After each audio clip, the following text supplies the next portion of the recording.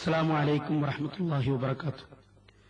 الحمد لله نحمده ونستعينه ونؤمن به ونتوكل عليه ونعوذ بالله من شرور أنفسنا ومن سيئات أعمالنا من يهده الله فلا مضل له ومن يضلله فلا هادي له أشهد أن لا إله إلا الله وحده لا شريك له وأشهد أن محمدا عبده ورسوله ورسله بالهدى ودين الحق ليظهره على الدين كله ولو كره المشركون.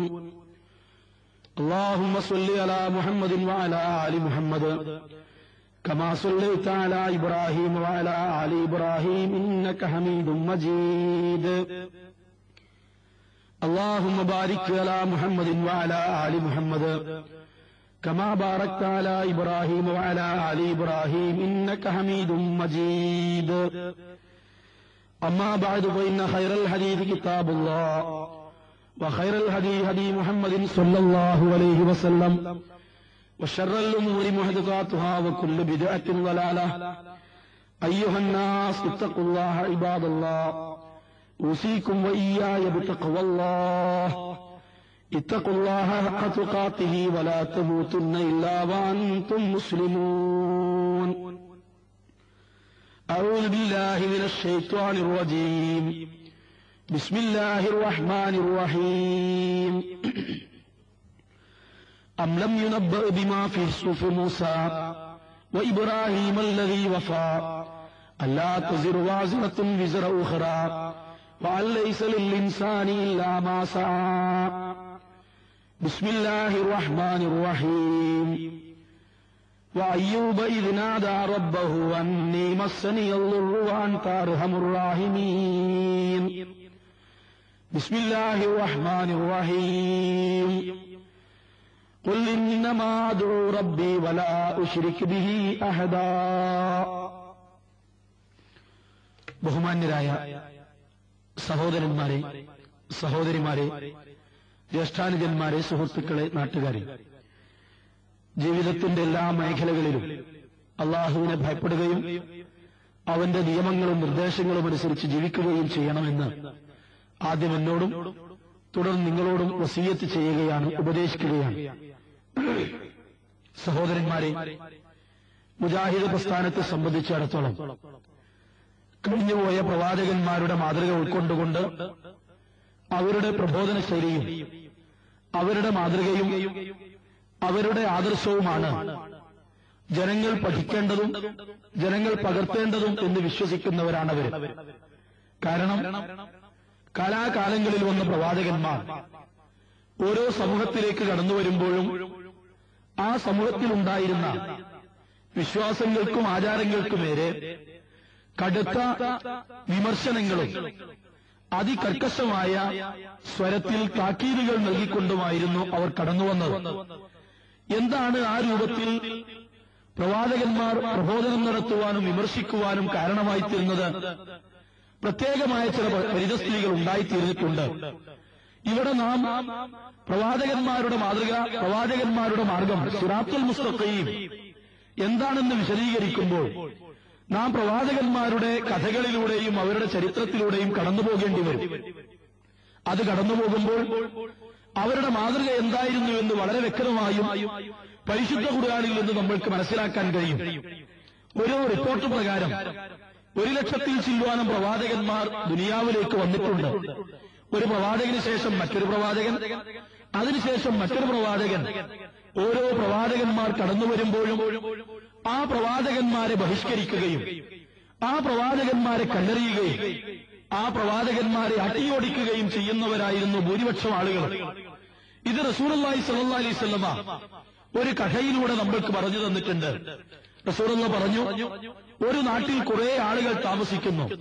സുഖകരമായ, സന്തോഷകരമായ, സുഭിക്ഷമായ ജീവിതം നയിക്കുന്ന ആളുകൾ. അല്ലലില്ല, അലട്ടലില്ല, പ്രയാസങ്ങളില്ല, ദുരിതങ്ങളില്ല, എല്ലാം തികഞ്ഞ ഒരു ജീവിതം. ഹൃദ്യമായ ഒരു അനുഭവമായിരുന്നു അവർക്ക് ജീവിതം. ആ രൂപത്തിൽ സുഖകരമായി താമസിക്കുന്ന ഒരു നാട്ടിലേക്ക് ഒരു ദിവസം രാവിലെ ഒരു മനുഷ്യൻ കടന്നു ചെന്നു. അദ്ദേഹം പറഞ്ഞു, ജനങ്ങളെ, ഇന്ന് വൈകുന്നേരമാകുമ്പോൾ ഇതുവഴി കള്ളന്മാരും കൊള്ളക്കാരും കടന്നുവരും. അവര് നിങ്ങളുടെ സ്വത്തുക്കൾ അപഹരിക്കുകയും ആബാലവൃദ്ധം ജനങ്ങളെയും അവർ കൊന്നുകളയുകയും ചെയ്യും. ദയവായി സഹോദരന്മാരെ, നിങ്ങൾ ഈ നാട്ടിൽ നിന്ന് ഏതെങ്കിലും ഒരു പ്രദേശത്തേക്ക് നിങ്ങളുടെ ഭാണ്ഡങ്ങളും കെട്ടുകളും മാറാപ്പുകളുമായി മറ്റൊരു പ്രദേശത്തേക്ക് നിങ്ങൾ ഓടിപ്പോകണം. ഇന്നീലക്കും നാസിഹുൻ അമീൻ, ഞാൻ നിങ്ങൾക്കൊരു ഗുണകാംക്ഷിയാണ്, ഞാൻ നിങ്ങൾക്ക് ഒരു സതുപദേശിയാണ്, നിങ്ങൾക്ക് നന്മ വരണമെന്ന് ആഗ്രഹിക്കുന്ന ഒരു നല്ലവനാണ് ഞാൻ. അതുകൊണ്ട് നിങ്ങൾ ദയവായി എന്റെ ഉപദേശം ചെവിക്കൊള്ളണം. ഈ ആളുകൾ ഇതിനോട് എങ്ങനെ പ്രതികരിച്ചു? റസൂലുള്ളാഹി പറഞ്ഞു, ഭൂരിപക്ഷം ആളുകളും തീരുമാനിച്ചത്, ആ പ്രവാചകനോട് അവർ പറഞ്ഞത്, ആ മനുഷ്യനോട് അവർ പറഞ്ഞത്, ഞങ്ങൾ കരുത്തുള്ളവരാണ്, ഞങ്ങൾ ശരീരപരമുള്ളവരാണ്, കായികപരമായും ധനപരമായും ശേഷിയുള്ളവരാണ്. അങ്ങനെ ഒരു കൂട്ടം ആളുകൾ കടന്നു വന്നാൽ അവരെ നേരിടുവാനും അവരെ പ്രതിരോധിക്കുവാനും അവരെ തടുത്തു നിർത്തുവാനുമുള്ള കഴിവ് ഞങ്ങൾ സമാഹരിച്ചിട്ടുണ്ട്. അതുകൊണ്ട് താങ്കൾ ഞങ്ങൾ ഉപദേശിക്കേണ്ടതില്ല, താങ്കൾ ഞങ്ങളോട് ഇത്തരം കാര്യങ്ങൾ പറയേണ്ടതുമില്ല. കള്ളന്മാരും കൊള്ളക്കാരും കടന്നു വരുമ്പോൾ അവരെ നേരിടാനുള്ള ഒരുക്കം ഞങ്ങൾ സമ്പാദിച്ചിട്ടുണ്ട്. അതുകൊണ്ട് നിനക്ക് നിന്റെ പണി നോക്കാമെന്ന സ്വരത്തിൽ അവർ സംസാരിച്ചു. ആ പ്രവാചകൻ പറഞ്ഞു, സഹോദരന്മാരെ, നിങ്ങൾ ഞാൻ പറയുന്നത് ദയവായി ഒന്ന് ശ്രദ്ധിക്കണം. പക്ഷേ എന്തുണ്ടായി? അദ്ദേഹം പറഞ്ഞത് കേൾക്കാതെ ആ പ്രവാചകനെ അവർ നാട്ടിൽ നിന്ന് നാട്ടിയോടി. അദ്ദേഹം തിരിച്ചുപോന്നു. നേരം വൈകുന്നേരമായി കള്ളന്മാരും കൊള്ളക്കാരും അതുവഴി കടന്നുവന്നു. ആബാലവൃദ്ധം ജനങ്ങളെയും അവർ കൊന്നുകളഞ്ഞു. എന്നിട്ടോ അവരുടെ സ്വത്തുക്കൾ മുഴുവൻ അപഹരിക്കുകയും കൊള്ളയടിക്കുകയും ചെയ്തു. റസൂലുള്ളാഹി പറഞ്ഞു, ഇതുപോലെയാണ് ലോകത്തിലെ ഭൂരിപക്ഷം ആളുകളും എന്നും പ്രവാചകന്മാരെ കളവാക്കുകയും പ്രവാചകന്മാരെ തള്ളിക്കളയുകയും ചെയ്യുകയാണ് ഭൂരിപക്ഷം ആളുകൾ. എന്നാൽ ഒരു ന്യൂനപക്ഷം അന്നും ഉണ്ടായിരുന്നു. അവരുടെ ഭാണ്ഡങ്ങളും മാറാപ്പുകളും കെട്ടുകളുമായി അവരുടെ അടുത്തുള്ള ഒരു പ്രദേശത്തേക്ക് അവർ ഓടിപ്പോയി. അവര് കൊള്ളക്കാരും കള്ളന്മാരും കടന്നുപോയതിനു ശേഷം അവർ തിരിച്ചു വരികയും ചെയ്തു. ഇതുപോലെ അള്ളാഹുവിന്റെ പ്രവാചകന്മാരെ കളവാക്കിയവരാണ് ഭൂരിപക്ഷം ആളുകൾ. ചില പ്രവാചകന്മാരെ അവര് ആളുകൾക്ക് മുമ്പിലേക്ക് കൊണ്ടുവന്നു, അങ്ങാടിയിലേക്ക് കൊണ്ടുവന്നു. എന്നിട്ട് ആളുകളുടെ മുമ്പിൽ വെച്ച് ആ പ്രവാചകനെ അവർ പരസ്യമായി ജനകീയ വിചാരണ നടത്തി. അതിനുശേഷം പരസ്യമായി ആ പ്രവാചകനെ അവർ എറിഞ്ഞുകൊന്നു. ചില പ്രവാചകന്മാരെ മരമീരുന്നതുപോലെ ഈർച്ചവാളുകൊണ്ട് നെടുകെ പിളർത്തി, രണ്ടായി പിളർത്തി. ചില പ്രവാചകന്മാരെ ആ മനുഷ്യന്മാർ, ദുഷ്ടന്മാരായ ആളുകൾ, കുഴിയിൽ മൂടി തലഭാഗം മാത്രം പുറത്തു കാണിച്ച് തല അടിച്ചു തകർത്ത് പ്രവാചകരെ കൊന്നുകളഞ്ഞു. ചില പ്രവാചകന്മാരുടെ എല്ലിൽ നിന്ന് മാംസം ഇരുമ്പിന്റെ ചീർപ്പുകൾ കൊണ്ട് വാർന്നെടുത്തു. ചില പ്രവാചകന്മാരെ തലകൾ വെട്ടി തലകയിൽ വെച്ച് രാജാക്കന്മാരുടെ മുമ്പിൽ കാണിക്കയായി രാജാക്കന്മാർക്ക് പാരിതോഷികമായി സമർപ്പിച്ചു. എന്താണ് ഈ പ്രവാചകന്മാർ ചെയ്ത തെറ്റ്? എന്തായിരുന്നു ഈ പ്രവാചകന്മാർ കൊണ്ടുവന്ന സന്ദേശം? എന്തിനാണ് ഈ സമൂഹം പ്രവാചകന്മാരോട് ഇങ്ങനെ ചെയ്തത്? സഹോദരന്മാരെ, നാം ആലോചിക്കേണ്ടതുണ്ട്. ഈ ആലോചനയാണ് നേർമാർഗത്തിലാണ് നമ്മൾ നിലക്കൊള്ളുന്നത്, ദുർമാർഗത്തിലല്ല നമ്മൾ നിലക്കൊള്ളുന്നത് എന്ന് നമ്മളെ തെര്യപ്പെടുത്തുവാനും ബോധ്യപ്പെടുത്തുവാനുമുള്ള മാനദണ്ഡം നമ്മൾ ആലോചിച്ചു നോക്കൂ. ഓരോ പ്രവാചകന്മാർ കടന്നു വരുമ്പോഴും ആ സമൂഹത്തിന്റെ വിശ്വാസങ്ങളും ആചാരങ്ങളും എന്തായിരുന്നു? ആ വിശ്വാസങ്ങളും ആചാരങ്ങളും അവർക്ക് പറഞ്ഞു കൊടുക്കുന്നതോടുകൂടി ആ പ്രവാചകന്മാർ അവർക്കുണ്ടാകുന്ന പ്രയാസങ്ങളിലും അവർക്കുണ്ടാകുന്ന പ്രശ്നങ്ങളിലും അവർക്കുണ്ടാകുന്ന ദുരിതങ്ങളിലും അവർക്കുണ്ടാകുന്ന വേവലാതികളിലും വെപ്രാളങ്ങളിലുമെല്ലാം ആ പ്രവാചകന്മാർ ആരെ സമീപിച്ചു എന്നതും നാം പഠിക്കേണ്ടതുണ്ട്. ഇവിടെ നാം ആദ്യം കടന്നു വരുന്നത് ആദം നബി അലൈഹി സ്വലാമിന്റെ ജീവിതത്തിലേക്കാണ്. മനുഷ്യരുടെ പിതാവാണ് ആദം നബി. അബുൽ ബശർ എന്ന് പറയും മനുഷ്യരുടെ പിതാവ്. ആദം നബി അലൈഹി സ്വലാം അള്ളാഹുവിന്റെ ദൂതനായി, അള്ളാഹുവിന്റെ നബിയായി ലോകത്തേക്ക് കടന്നു വന്നു. ആദ്യത്തെ മനുഷ്യനാണ് അദ്ദേഹം. അദ്ദേഹം ജീവിക്കുന്നത് പോലെ മറ്റുള്ളവർ ജീവിക്കണമെന്നാണ്. പക്ഷേ അതിനു മുമ്പ് അവർ സ്വർഗത്തിലായിരുന്നു. ആദം നബി അലൈഹി സ്വലാമിനെയും ഹവ്വാ ബീവിയെയും അള്ളാഹു സ്വർഗത്തിൽ താമസിപ്പിച്ചു. എന്നിട്ട് അള്ളാഹു പറഞ്ഞു, വലാ തഖറബാ ഹാദിഹി ശജറ ഫതകൂനാ മിനൽ ളാലിമീൻ. ഇഷ്ടം പോലെ തിന്നുകയും കുടിക്കുകയുമാവാം, സുഭിക്ഷമായി ജീവിതം ആസ്വദിക്കുകയുമാവാം, നിങ്ങൾക്ക് എന്തും തിന്നുകയും എന്തും കുടിക്കുകയും എവിടെ പോവുകയും ചെയ്യാം. പക്ഷേ വലാ തഖറബാ ഹാദിഹി ശജറ ഫതകൂനാ മിനൽ ളാലിമീൻ. ഒരു മരം കാണിച്ചു കൊടുത്തുകൊണ്ട് പറഞ്ഞു, ആ മരം കൊണ്ട് നിങ്ങൾ അടുത്തു പോവാൻ പാടില്ല, അപ്പോൾ നിങ്ങൾ അക്രമികളായി തീരും. പക്ഷേ എന്തു സംഭവിച്ചു? ഖുർആൻ പറയുന്നത് പോലെ പിശാച് അവരെ രണ്ടുപേരെയും തെറ്റിച്ചു കളഞ്ഞല്ലോ. എന്നിട്ട് എന്തുണ്ടായി? അവർ രണ്ടുപേരും കരിരുന്നു. അള്ളാഹു തിന്നരുതെന്ന് പറഞ്ഞ കരിരുന്നു. അള്ളാഹു തആല വിരോധിച്ച മരത്തിന്റെ പഴം തിന്നു. അതിന്റെ ഫലമായി അള്ളാഹു പറഞ്ഞു, ഇഹ്ബിതൂ മിന്നാ ജമീഅൻ വഇമ്മാ യഅതിയന്നകും മിന്നീ ഹുദൻ ഫമൻ തബിഅ ഹുദായ ഫലാ ഖൗഫുൻ അലൈഹിം വലാ ഹും യഹ്സനൂൻ. നിങ്ങളെല്ലാവരും ഇറങ്ങിപ്പോവുക. പിശാചിനോടും ആദമിനോടും ഹവ്വയോടുമടക്കം അള്ളാഹു പറഞ്ഞു ഇറങ്ങിപ്പോവുക. പക്ഷേ ഇവിടെ ഒരു പ്രശ്നം ബാക്കി നിൽക്കുകയാണ്. ആദം നബി പാപം ചെയ്തു കഴിഞ്ഞിരിക്കുന്നു, ഹവ്വാ ബീവി പാപം ചെയ്തു കഴിഞ്ഞിരിക്കുന്നു. സഹോദരന്മാരെ, ആദം നബി പാപമോചനത്തിനു വേണ്ടി എന്താണ് ചെയ്യേണ്ടത്? ഹവ്വാ ബീവി പാപമോചനത്തിനു വേണ്ടി എന്താണ് ചെയ്യേണ്ടത്? നമ്മൾ ചിന്തിക്കേണ്ട വളരെ പ്രധാനപ്പെട്ട ഒരു കാര്യം ഇതാണ്. അവർ രണ്ടുപേരും ആത്മാർത്ഥമായി അള്ളാഹുവിനോടാണ് പ്രാർത്ഥിക്കുന്നത്. എന്താണ് അവർ പ്രാർത്ഥിച്ചത്? റബ്ബനാ വലംനാ അൻഫുസനാ വഇല്ലം തഗ്ഫിർ ലനാ വതർഹംനാ ലനകൂനന്ന മിനൽ ഖാസിരീൻ. ഞങ്ങളുടെ നാഥ, ഞങ്ങൾ ഞങ്ങളോട് തന്നെ അക്രമം ചെയ്തിരിക്കുന്നു. നീ ഞങ്ങളോട് കനിവ് കാണിച്ചിട്ടില്ലെങ്കിൽ, നീ ഞങ്ങളോട് കരുണ ചെയ്തിട്ടില്ലെങ്കിൽ പടച്ചതമ്പുരാനെ എല്ലാം നഷ്ടപ്പെട്ട ആളുകളിൽ ഞങ്ങൾ ചെന്നു ചേരുമല്ലോ നാഥ. അതുകൊണ്ട് ഞങ്ങളുടെ പാപങ്ങൾ പൊറുക്കേണമേ. സഹോദരന്മാരെ, ആലോചിച്ചു നോക്കൂ. ആദം നബിയെക്കുറിച്ച് അള്ളാഹു പറഞ്ഞതെന്താണ്? വലൻ നജിദ് ലഹു അസ്മാ. മനക്കരുത്തുള്ള സഹനശേഷിയുള്ള ആളുകളിൽ അദ്ദേഹത്തെ നാം കണ്ടില്ല. അദ്ദേഹം ആ സഹനശേഷിയില്ലാത്തത് കൊണ്ടാണ് കരിരുന്നത്, ഫലം തിന്നത്. അതിന്റെ കുറ്റമാണ് അദ്ദേഹം ആ സ്വർഗത്തിൽ നിന്ന് പുറത്തു പോകുന്നത്. പക്ഷേ ഏതു മനുഷ്യനും തെറ്റുകൾ വരാം, ഏതു മനുഷ്യനും കുറ്റങ്ങൾ സംഭവിക്കാം. പക്ഷേ പാപമോചനത്തിന് എന്ത് ചെയ്യണം? അള്ളാഹു ആദമിന്റെ കഥയിലൂടെ അത് നമ്മൾക്ക് പറഞ്ഞു തരികയാണ്. അവൻ അള്ളാഹുവിനോടാണ് പ്രാർത്ഥിക്കുന്നത്. ഇവിടെ ഒരു ചോദ്യം ബാക്കി നിൽക്കുന്നു. ആദം നബിയുടെ മുമ്പ് മലായിക്കത്തുകൾ ജീവിച്ചിരിക്കുന്നുണ്ട്. ആരാണ് മലായിക്കത്തുകൾ? ലാ യഅസൂന അല്ലാഹ മാ അമറഹും വയഫ്അലൂന മാ യുമറൂൻ. ഒരിക്കലും അനുസരണക്കേടെന്തെന്നറിയാത്ത, അള്ളാഹുവിന്റെ ആജ്ഞ അക്ഷരം പ്രതി അനുസരിക്കുന്ന മലാഖമാരാണവര്. ആ മലായിക്കത്തുകൾ ജീവിച്ചിരിക്കുന്നുണ്ട്.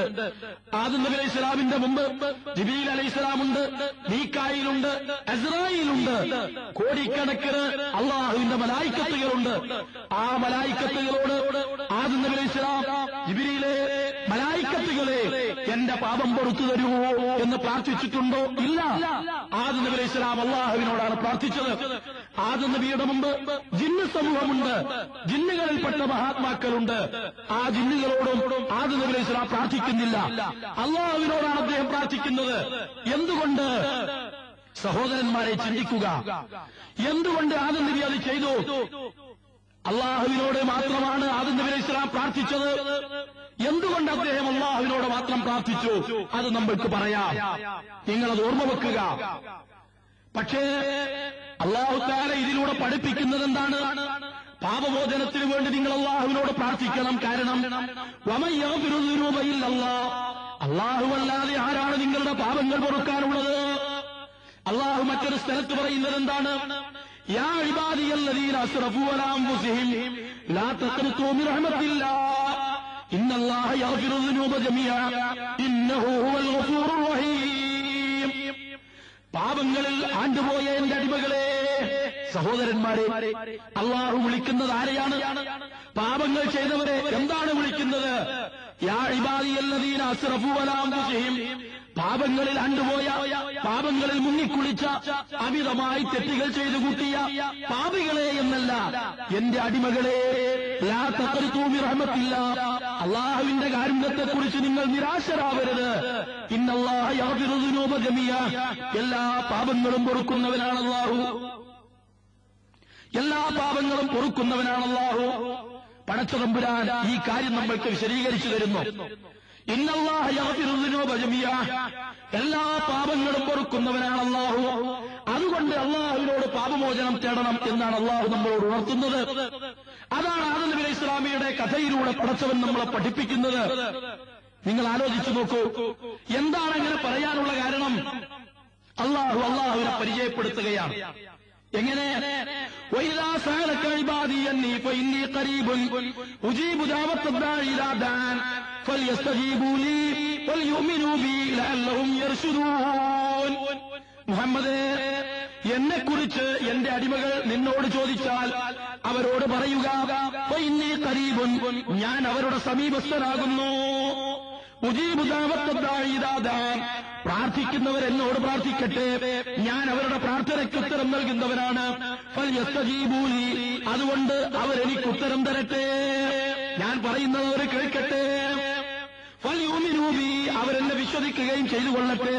ലഅല്ലഹും യർശുദൂൻ, അവർ നേർമാർഗത്തിലായേക്കാം. കാരണം അല്ലാഹുവാണ് നമ്മുടെ പാപങ്ങൾ പൊറുക്കുന്നത്. പാപമോചനത്തിനു വേണ്ടി അള്ളാഹുവിനോട് പ്രാർത്ഥിക്കണമെന്നാണ് അല്ലാഹു തആല പറയുന്നത്.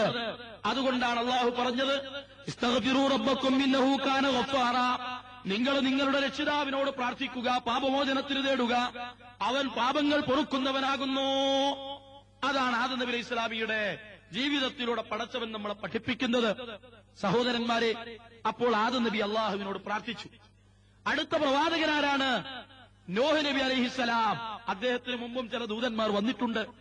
പക്ഷേ അള്ളാഹു ഖുർആനിൽ പേരെടുത്തു പറഞ്ഞ പ്രവാചകനാരാണ്? നോഹ് നബി അലൈഹിസ്സലാം. എന്താണ് അദ്ദേഹത്തിന്റെ കഥ? നോഹ് നബി 950 വർഷമാണ് പ്രബോധനം ചെയ്തത്. 1 2 വർഷമല്ല, 10 100 വർഷമല്ല, 950 വർഷം. എന്താണ് അദ്ദേഹം പ്രബോധനം ചെയ്യുന്നത്? ആദം നബി അലൈഹി സ്വലാമിന്റെ മക്കളുടെ മക്കളുടെ മക്കളുടെ മക്കളിൽ നോഹ് നബി അലൈഹി സ്വലാം പിറന്നു. പക്ഷേ നോഹ് നബി അലൈഹി സ്വലാമിനെ അള്ളാഹു ദൂതനായി അയക്കുന്ന സന്ദർഭം ഏതാണ്? ആദം നബിയുടെ മക്കളിൽ നല്ല നല്ല മക്കളുണ്ടായിരുന്നു. പേരക്കുട്ടികളുടെ പേരക്കുട്ടികളിൽ നല്ല നല്ല മക്കളുണ്ടായിരുന്നു. എന്തൊക്കെയാണ് അവരുടെ പേരുകൾ? വദ്, സുവാ, യഊസ്, യഊഖ്, നസ്ർ. ഇത്തരം നല്ല മക്കൾ ഉണ്ടായിരുന്നു. ഇവരുടെ മരണശേഷം അദ്ദേഹത്തിന്റെ കാലത്തുള്ള ജനങ്ങൾ അവരുടെ ചിത്രങ്ങൾ വരച്ചു വെക്കാൻ തുടങ്ങി. അവരാരാധിച്ചില്ല. പക്ഷേ അടുത്ത തലമുറ വന്നപ്പോൾ എന്ത് വിചാരിച്ചു? ഈ മനുഷ്യന്മാർ അസാധാരണക്കാരാണ്, അമാനുഷികന്മാരാണ്, അതുകൊണ്ട് വെറുതെ ആവില്ല ഇവരുടെ ചിത്രം വരച്ചു വെച്ചത്. നാം അവരുടെ ചിത്രത്തിന്റെ രൂപത്തിൽ തന്നെ അവരുടെ രൂപങ്ങൾ കൊത്തിവെക്കുക. അങ്ങനെ വദ്ദിന്റെയും സുവാഇന്റെയും യഹൂസിന്റെയും യഊഖിന്റെയും നസ്റിന്റെയും പ്രതിമകൾ കൊത്തിവെച്ചു. ആ സമൂഹം ആരാധിച്ചില്ല. അടുത്ത സമൂഹം വരുന്നത് ഏത് രൂപത്തിലാണ്? നമ്മുടെ പൂർവികർ ഇത് കൊത്തിവെക്കാനും പ്രതിമകൾ ഉണ്ടാക്കി വെക്കാനും കാരണം ഇവരെ ആരാധിച്ചതുകൊണ്ടായിരിക്കാം.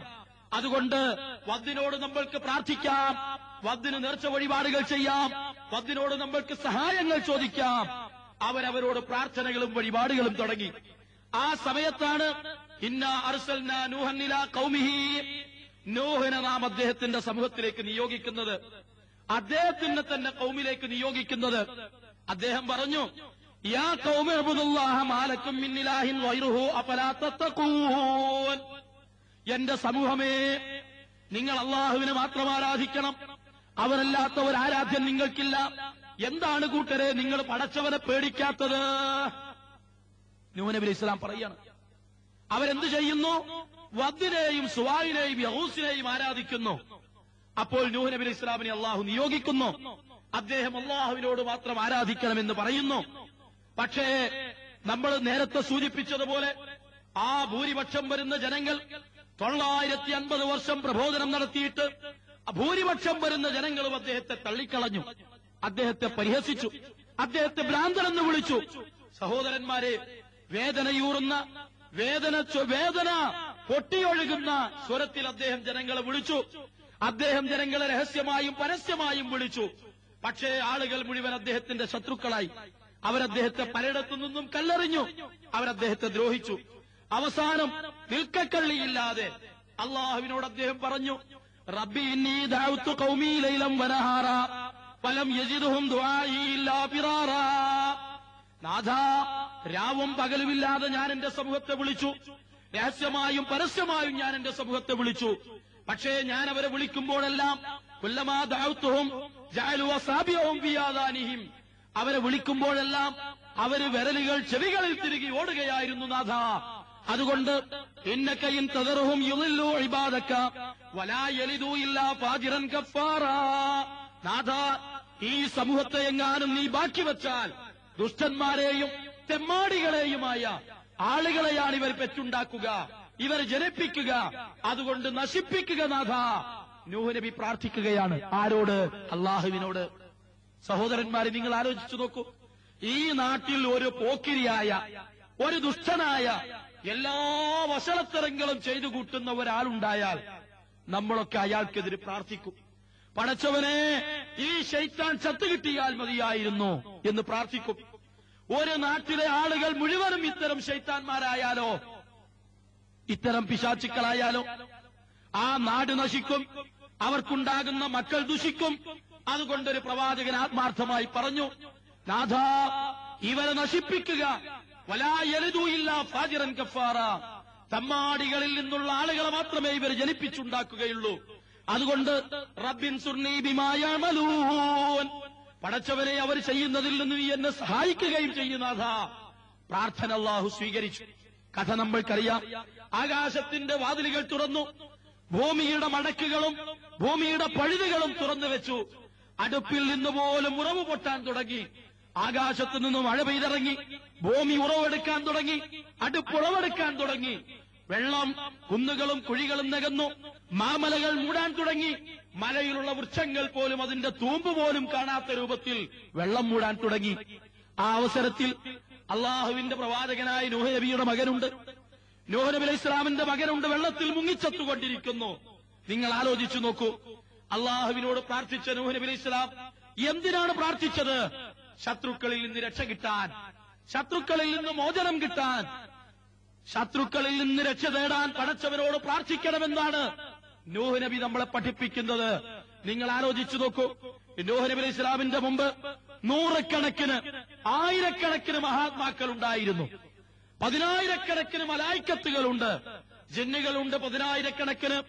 നൂഹ് നബി ശത്രുക്കളിൽ നിന്ന് രക്ഷ കിട്ടാൻ ഏറെ വന്നു വീഴുന്ന സമയത്ത്, അവരദ്ദേഹത്തെ പരിഹസിക്കുന്ന സമയത്ത്, നാഥാ എന്ന് വിളിക്കുന്നതിന് പകരം, പടച്ചവനെ എന്ന് വിളിക്കുന്നതിന് പകരം ഏതെങ്കിലും മലായിക്കത്തുകളോട്, അല്ല അദ്ദേഹത്തിന്റെ പിതാവ് ആദമിനോട് വിളിച്ച് പ്രാർത്ഥിച്ചുവോ? ഇല്ല. എന്തുകൊണ്ട്? നമ്മളത് പറഞ്ഞു വരുന്നുണ്ട്. അടുത്ത പ്രവാചകനാരാണ്? അടുത്ത പ്രവാചകനാരാണ്? ഏതാനും ചില പ്രവാചകന്മാരെ മാത്രമാണ് നമ്മൾ പരിചയപ്പെടുത്തുന്നത്. അപ്പോൾ ആദം നബി അള്ളാഹുവിനോട് പ്രാർത്ഥിച്ചു, നോഹ് നബിയും അള്ളാഹുവിനോട് പ്രാർത്ഥിച്ചു. അടുത്ത പ്രവാചകൻ അയ്യൂബ് നബി അലൈഹി ഇസ്ലാമാണ്. ക്രമമായിട്ടല്ല നമ്മൾ പറഞ്ഞു വരുന്നത്. അള്ളാഹു അയ്യൂബ് നബിയെ കുറിച്ച് പറയുന്നത് നോക്കൂ നിങ്ങൾ. നിഅമൽ അബ്ദു ഇന്നഹു അവ്വാബ്. എത്ര നല്ല അടിമയാണ് അയ്യൂബ്. പടച്ചവനോട് കീഴൊതുങ്ങുന്നവരിൽ പെട്ടവരായിരുന്നു അദ്ദേഹം. അള്ളാഹുവിനോട് വിനീതമായി മടങ്ങി വരുന്നവരിൽ ഒരാളായിരുന്നു അദ്ദേഹം. ആ അയ്യൂബ് നബിയുടെ കഥ നമ്മളെ വേദനിപ്പിക്കുകയും നമ്മളെ ചിന്തിപ്പിക്കുകയും നമ്മൾക്ക് ആവേശം നൽകുകയും ചെയ്യുന്ന ഒരു കഥയാണ് അദ്ദേഹത്തിന്റേത്. അയ്യൂബ് നബി ധനികനായിരുന്നു. നല്ല ആരോഗ്യമുള്ള ശരീരം, നല്ല തന്റേടമുള്ള ത്രാണിയുള്ള അരോഗദൃഢഗാത്രന്മാരായ മക്കള്, ചെറുപ്പക്കാരായ മക്കള്, സുന്ദരിയും സുശീലയുമായ ഭാര്യ, എല്ലാം തികഞ്ഞ ഒരു കുടുംബം. അതിനപ്പുറം ഇഷ്ടം പോലെ സമ്പത്ത് പടച്ചവൻ അദ്ദേഹത്തിന് നൽകിയിരുന്നു. ഇഷ്ടം പോലെ സമ്പത്ത്, ധാരാളം സേവകന്മാരും ബന്ധുക്കളും ചങ്ങാതിമാരും. സഹോദരന്മാരെ, ഒരു ജീവിതം പച്ചപിടിക്കുവാനും ഒരു ജീവിതം അതീവ ഹൃദ്യമായി തീരുവാനും ഇനി ദുനിയാവിൽ എന്തു വേണം? ഒന്നും വേണ്ട. എല്ലാം തികഞ്ഞ ഒരു ജീവിതം. ഇതിനൊക്കെ പുറമെ അള്ളാഹുവിന്റെ ദൂതനാണ് അദ്ദേഹം, പ്രവാചകനാണ് അദ്ദേഹം. പക്ഷേ അള്ളാഹുവിന്റെ കടുത്ത പരീക്ഷണമിതാ അയ്യൂബ് നബിയെ പിടികൂടുകയാണ്. അയ്യൂബ് നബി അലൈഹി ഇസ്ലാം അള്ളാഹുവിന്റെ പ്രവാചകന്മാരെ പോലെ പരീക്ഷണത്തിന് വിധേയമായിക്കൊണ്ടിരിക്കുകയാണ്. ഒരു ദിവസം രാവിലെ അദ്ദേഹത്തിന്റെ ശരീരത്തിലേക്ക് രോഗം കടന്നാക്രമണം നടത്തി. അദ്ദേഹത്തിന്റെ ശരീരം രോഗം കീഴടക്കി. ശരീരം മുഴുവൻ മുറിവുകൾ കൊണ്ട് നിറഞ്ഞു. ആ സമയത്ത് അദ്ദേഹം രോഗശയ്യയിൽ കിടക്കുകയാണ്. അദ്ദേഹത്തെ പരിചരിക്കണം, അദ്ദേഹത്തെ ശുശ്രൂഷിക്കണം, അദ്ദേഹത്തിന് വേണ്ട മരുന്നുകളും പരിചരണങ്ങളും നൽകണം. പക്ഷേ സഹോദരന്മാരെ, ചിന്തിച്ചു നോക്കൂ നിങ്ങൾ. അയ്യൂബ് നബി രോഗശയ്യയിൽ കിടക്കുന്ന സമയത്ത് അദ്ദേഹത്തിന്റെ ഒന്നിനു മാത്രം പോകുന്ന ത്രാണിയും തന്റെ ഇടവുമുള്ള ആരോഗ്യമുള്ള ചെറുപ്പക്കാരായ മക്കള് ഓരോരുത്തരായി അദ്ദേഹത്തിന്റെ കണ്ണിന്റെ മുമ്പിൽ വെച്ച് പടഞ്ഞ് മരിക്കുന്നത് വേദനയോടുകൂടി, ക്ഷമയോടുകൂടി ആ പ്രവാചകന് നോക്കി നിൽക്കേണ്ടി വരുന്നു. ഒരു പരീക്ഷണമാണോ ഇത്? അല്ല. കടുത്ത പരീക്ഷണമാണിത്, കടുത്ത പരീക്ഷണം.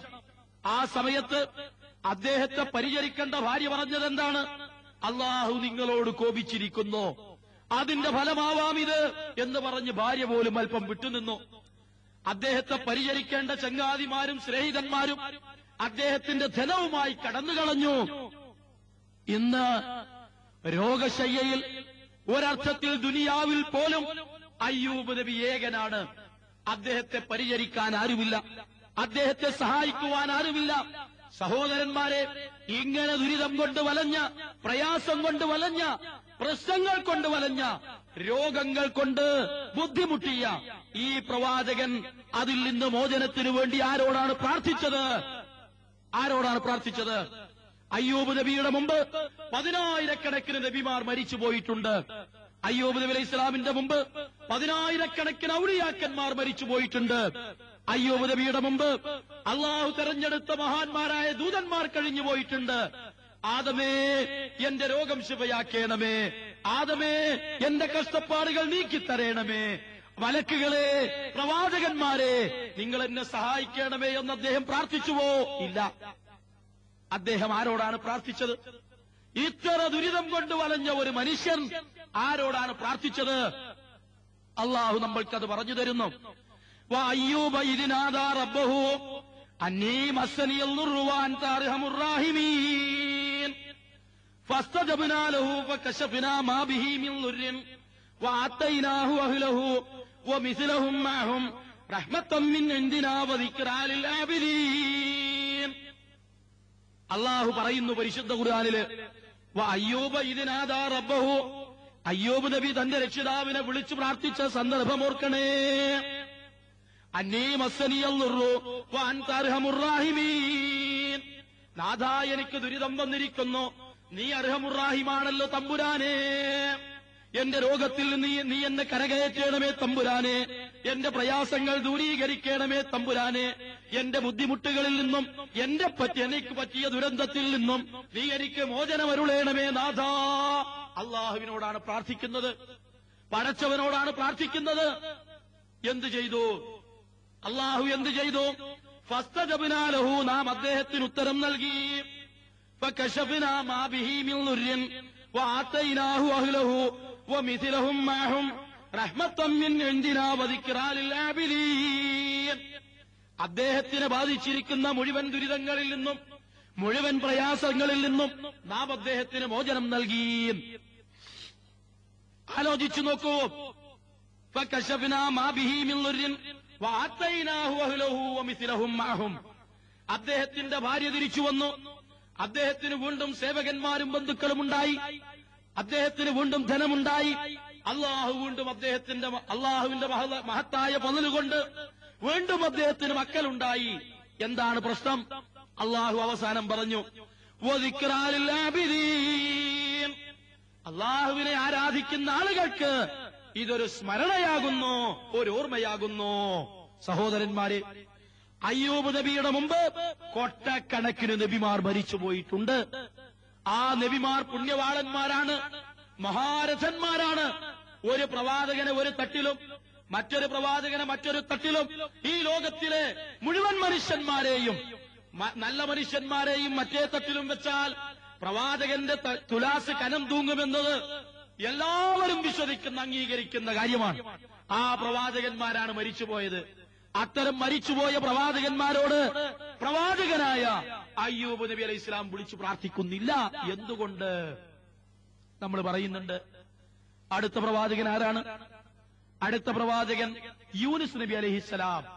യോനാ പ്രവാചകൻ എന്നറിയപ്പെടുന്ന യൂനുസ് നബി അലൈഹിസ്സലാം.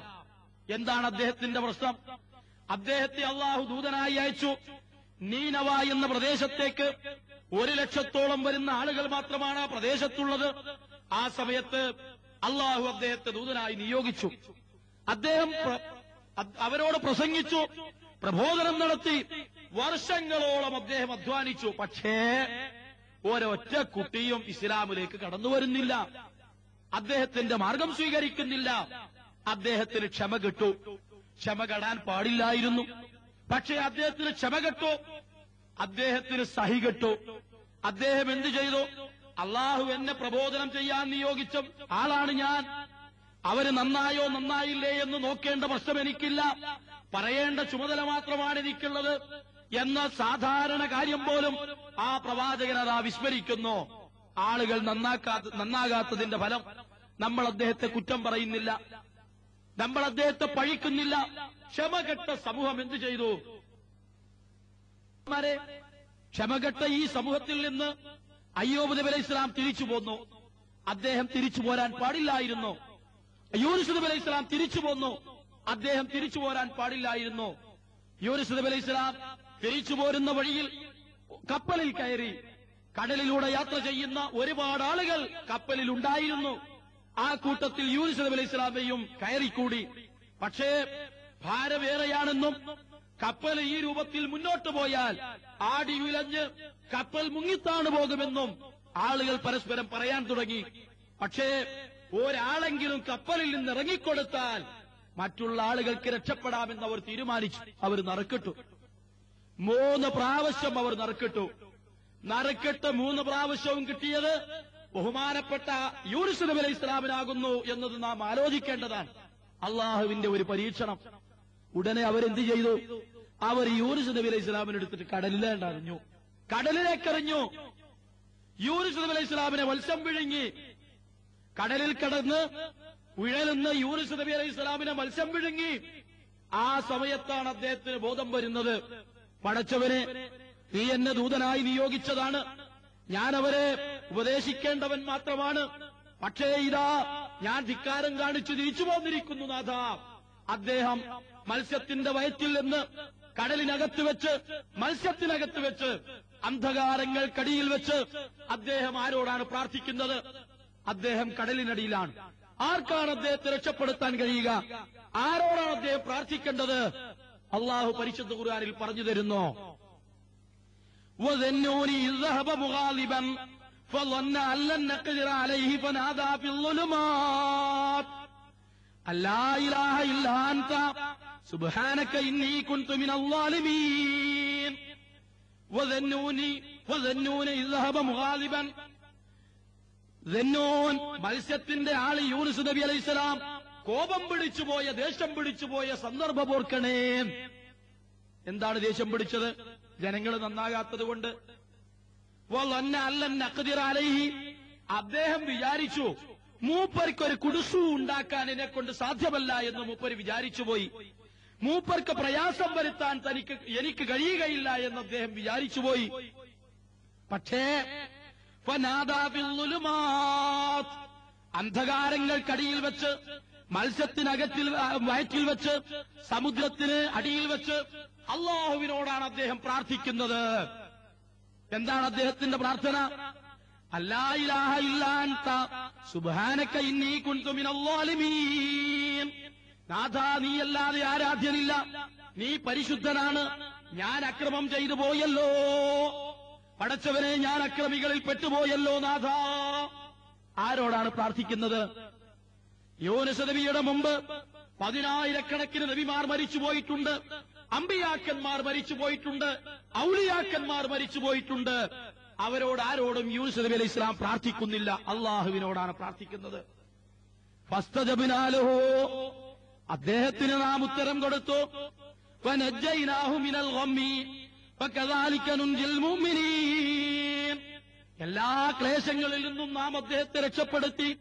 ഇപ്രകാരമാണ് നാം വിശ്വാസികളെ രക്ഷപ്പെടുത്തുക, അള്ളാഹുവിനോട് പ്രാർത്ഥിക്കുന്നവരെ രക്ഷപ്പെടുത്തുക. സഹോദരന്മാരെ, യൂനുസ് നബി അലൈഹിസ്സലാമയും അള്ളാഹുവിനോടാണ് പ്രാർത്ഥിച്ചത്. ശരി, എന്തുകൊണ്ട് മരിച്ചുപോയ മഹാത്മാക്കളോട്, പ്രവാചകന്മാരോട്, മലായിക്കത്തുകളോട് അദ്ദേഹം വിളിച്ചു പ്രാർത്ഥിച്ചില്ല? ശരി, അടുത്ത പ്രവാചകൻ ആരാണ്? സക്കരിയ നബി അലൈഹിസ്സലാത്തു വസ്സലാം. എന്താ സക്കരിയ നബിയുടെ പ്രശ്നം? അദ്ദേഹം പടച്ചവനോട് പറഞ്ഞു, റബ്ബി ഇന്നി വഹനൽ അൽമു മിന്നി വസ്തഅല റഅസു ശൈബാ. നാഥാ, എന്റെ തല നരച്ചു, എന്റെ എല്ലുകൾ ബലഹീനമായി, എന്റെ ആരോഗ്യം ദുർബലമായി, എന്റെ ശരീരം ശുഷ്കമായി നാഥാ. അതുകൊണ്ട് എന്റെ കാലശേഷം എന്റെ പള്ളിയിലെ കാര്യങ്ങൾ നോക്കാൻ, എന്റെ പുരോഹിത പട്ടമണിയാൻ, എന്റെ പള്ളിയിലെ ചുമതലകൾ നിർവഹിക്കുവാൻ നാഥ എനിക്കൊരു സന്താനത്തെ, സ്വാലിഹായ നല്ലവനായ ഒരു സന്താനത്തെ നൽകണമേ തമ്പുരാനേ. ആരോടാ പ്രാർത്ഥിക്കുന്നത്? പടച്ചവനോട്. ഖുർആൻ പറയുന്നു, നോക്കൂ നിങ്ങൾ, വസക്കരിയ ഇതിനാദാ റബ്ബഹു റബ്ബി ലാ തദർനി ഫർദൻ വഅൻത ഖൈറുൽ വാരിദീൻ. പടച്ചവനെ, എന്റെ നാഥ, എന്നെ നീ ഒറ്റയ്ക്ക് വിട്ടേക്കരുത്. എനിക്ക് നല്ല ഒരു സന്താനത്തെ നീ അനന്തരാവകാശിയായി നൽകണമേ. പടച്ചവനെ, എന്റെ കാര്യങ്ങൾ നോക്കാൻ. പടച്ചവനെ, എന്റെ ഭാര്യ വന്ധ്യയാണ്, പ്രസവിക്കാത്തവളാണ്, എന്നാലും എനിക്കൊരു കുഞ്ഞിനെത്തായോ. സഹോദരന്മാരെ, മക്കളില്ലാത്ത പ്രവാചകൻ ആരോടാണ് പ്രാർത്ഥിക്കുന്നത്?